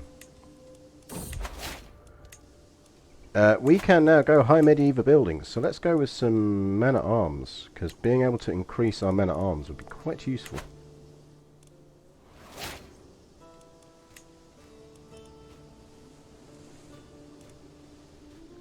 I think because she already has the other choices, that's why she kept paranoid, is because she already had the other choices it would normally have offered in that particular pop-up. So it's like, well, you've only got one choice.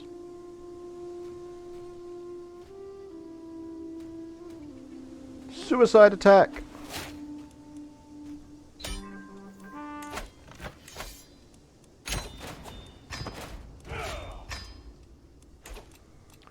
Right, we can give that out to someone. Congrats. We can give that out to someone.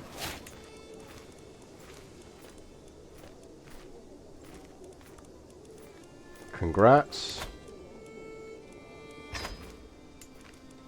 We can presumably... Who's he at war with? You're in another war. Baby, don't be in another war. We want to give titles out. 3 years left on that.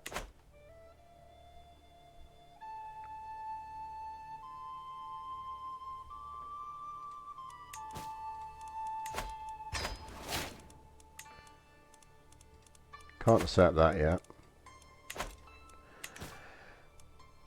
Yeah, but they should show up as transferable. They basically should show up when that happens as So if I go to here and look at my vassals, for example, I should find them in this list as kind of just little county level stuff.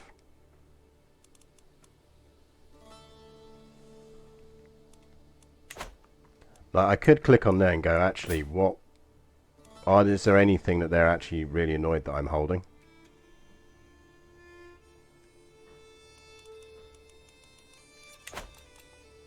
Thing is, we're back down to 8. 8's not that bad.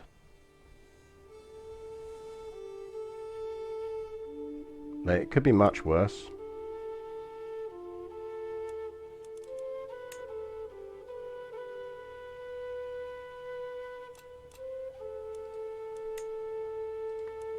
Now might be the time to work out how we deal with these fools.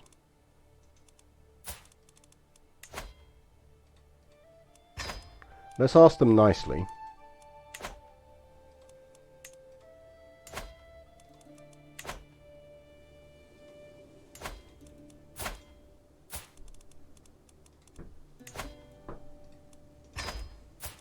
I'm going to ask you nicely.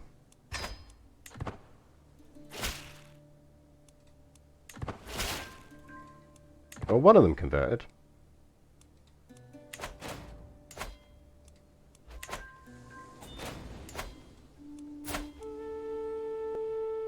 So this guy didn't.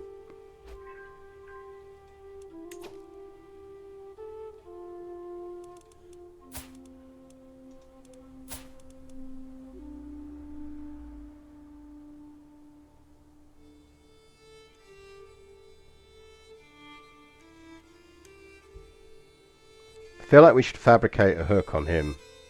He's not that far off coming of age, so let's murder you.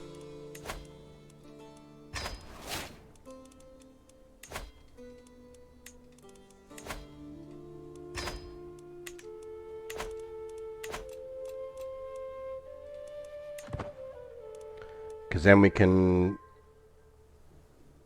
basically just go after his kid.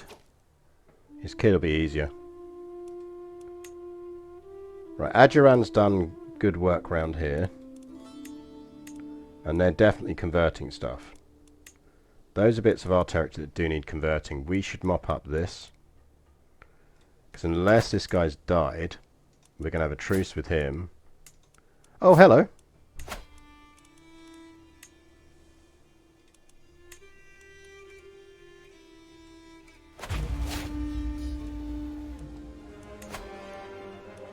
What are your alliances like?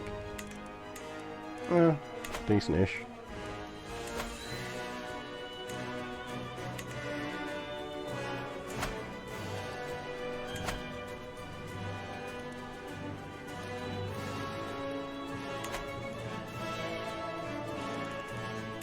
Right, give me some men-at-arms and the Holy Order. Holy Order goes Siege's capital down. Men-at-arms can go for the territory.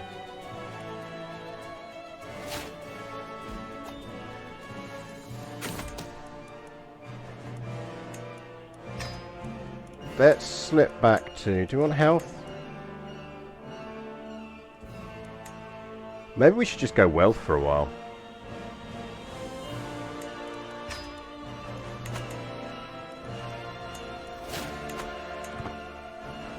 That way, if we do need to have another ruler, we know at least we've given them a nice, healthy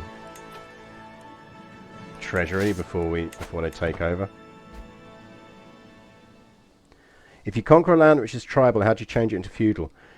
As long as you are feudal already, then if you click on the building, you'll have a little button that allows you to convert it to feudal. It costs 500 ducats.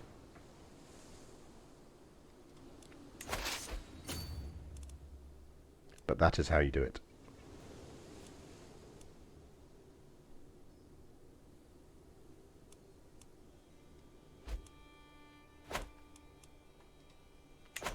So those sieges are going on. Look at that nice big sweep of yellow, chat.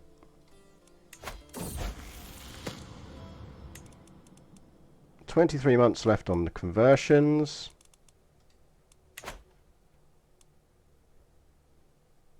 Adjuran's converting down here. Is that also Adjuran, or is that still a separate chieftain and just shares the colour?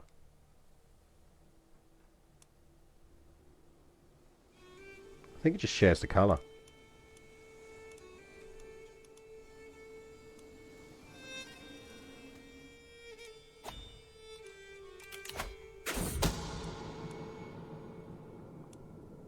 Wow, really? How did that get... Did that get discovered? Oh, it got discovered and we didn't notice. We'll give it a go anyway. Oh, shit! It worked. Okay, they found out we did it, but...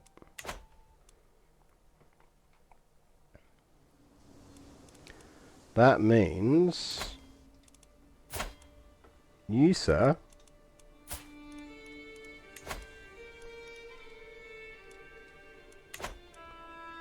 I mean, you're going to be annoyed that I murdered your dad. That is a disadvantage.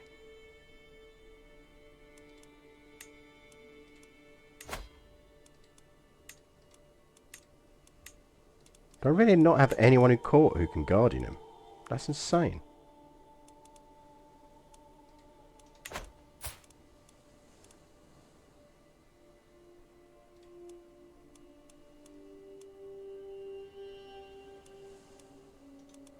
Kid, you should convert.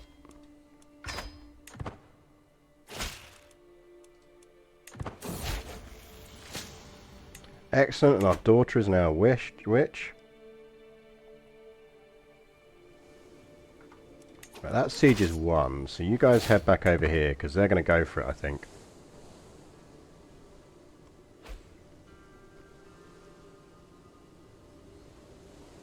I think they'll try and go for the suicide run. Oh no, they're going to go and try and take that back. Yeah, good luck with that, guys. Because we're going to win that siege before you get the other one. Dangerous factions. What dangerous faction have we got? So it's a Liberty faction with 9 members. 80% strength.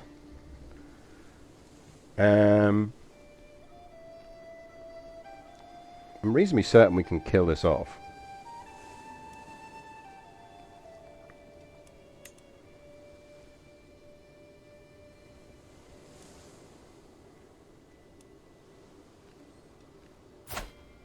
And you're Borry. I'm going to assume most of these are Borry. We might actually just let it fire.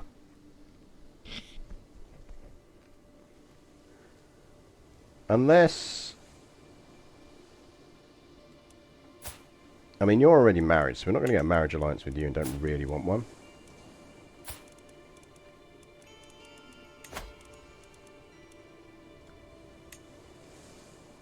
Why don't you marry my daughter? Or I marry... Why doesn't our family marry in some way?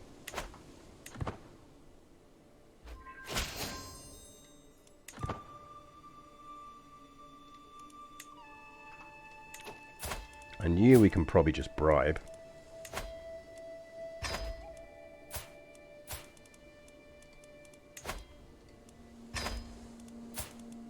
I think this should sort it out. It's why, by the way, that dip perk is really useful. Thoughtful. Because the amount of boost it gives to opinion penalties, opinion stuff.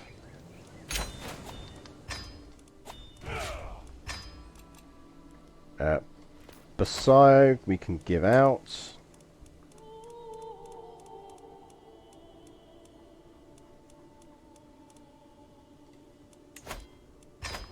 Assume we can transfer that. No, did we not create whatever kingdom this is part of?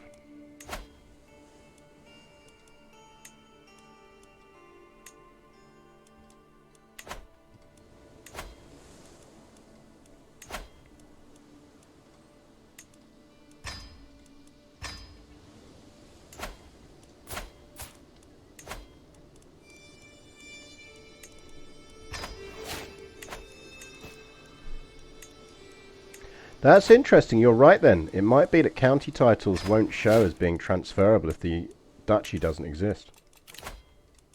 Which would explain a lot. It's going to be our marshal. Actually, you're alright, so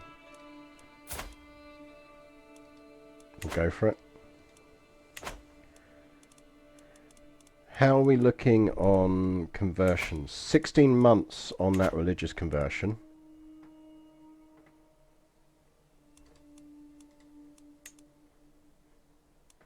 It's looking like a very Borry Christmas. So that's already Borry.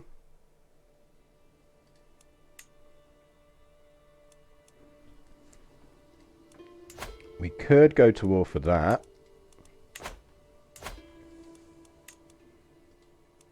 I think we can technically go to war for both of them.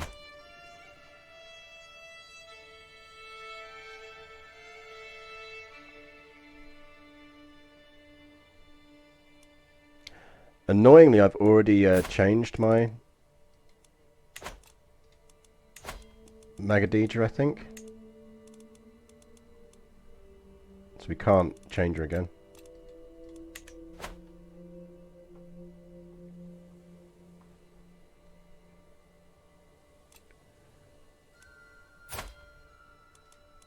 Thing is, I will have some low-level ones. Purely because...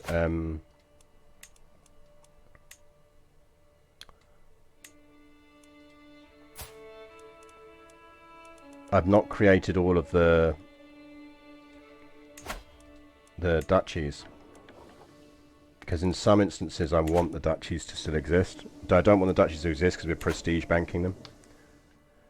I don't normally play with an empire this big. That's the other thing. It's not really my play style. It's just more obviously we've got to kind of do it for this because you kind of need to do it for the achievement. We're almost there though. I laugh at anyone who says this is hard. It just takes time and planning.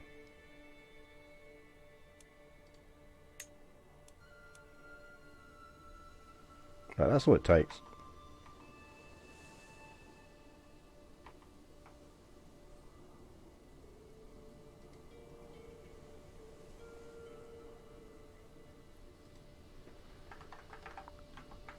You just have to think carefully about what you're actually doing and where you do it.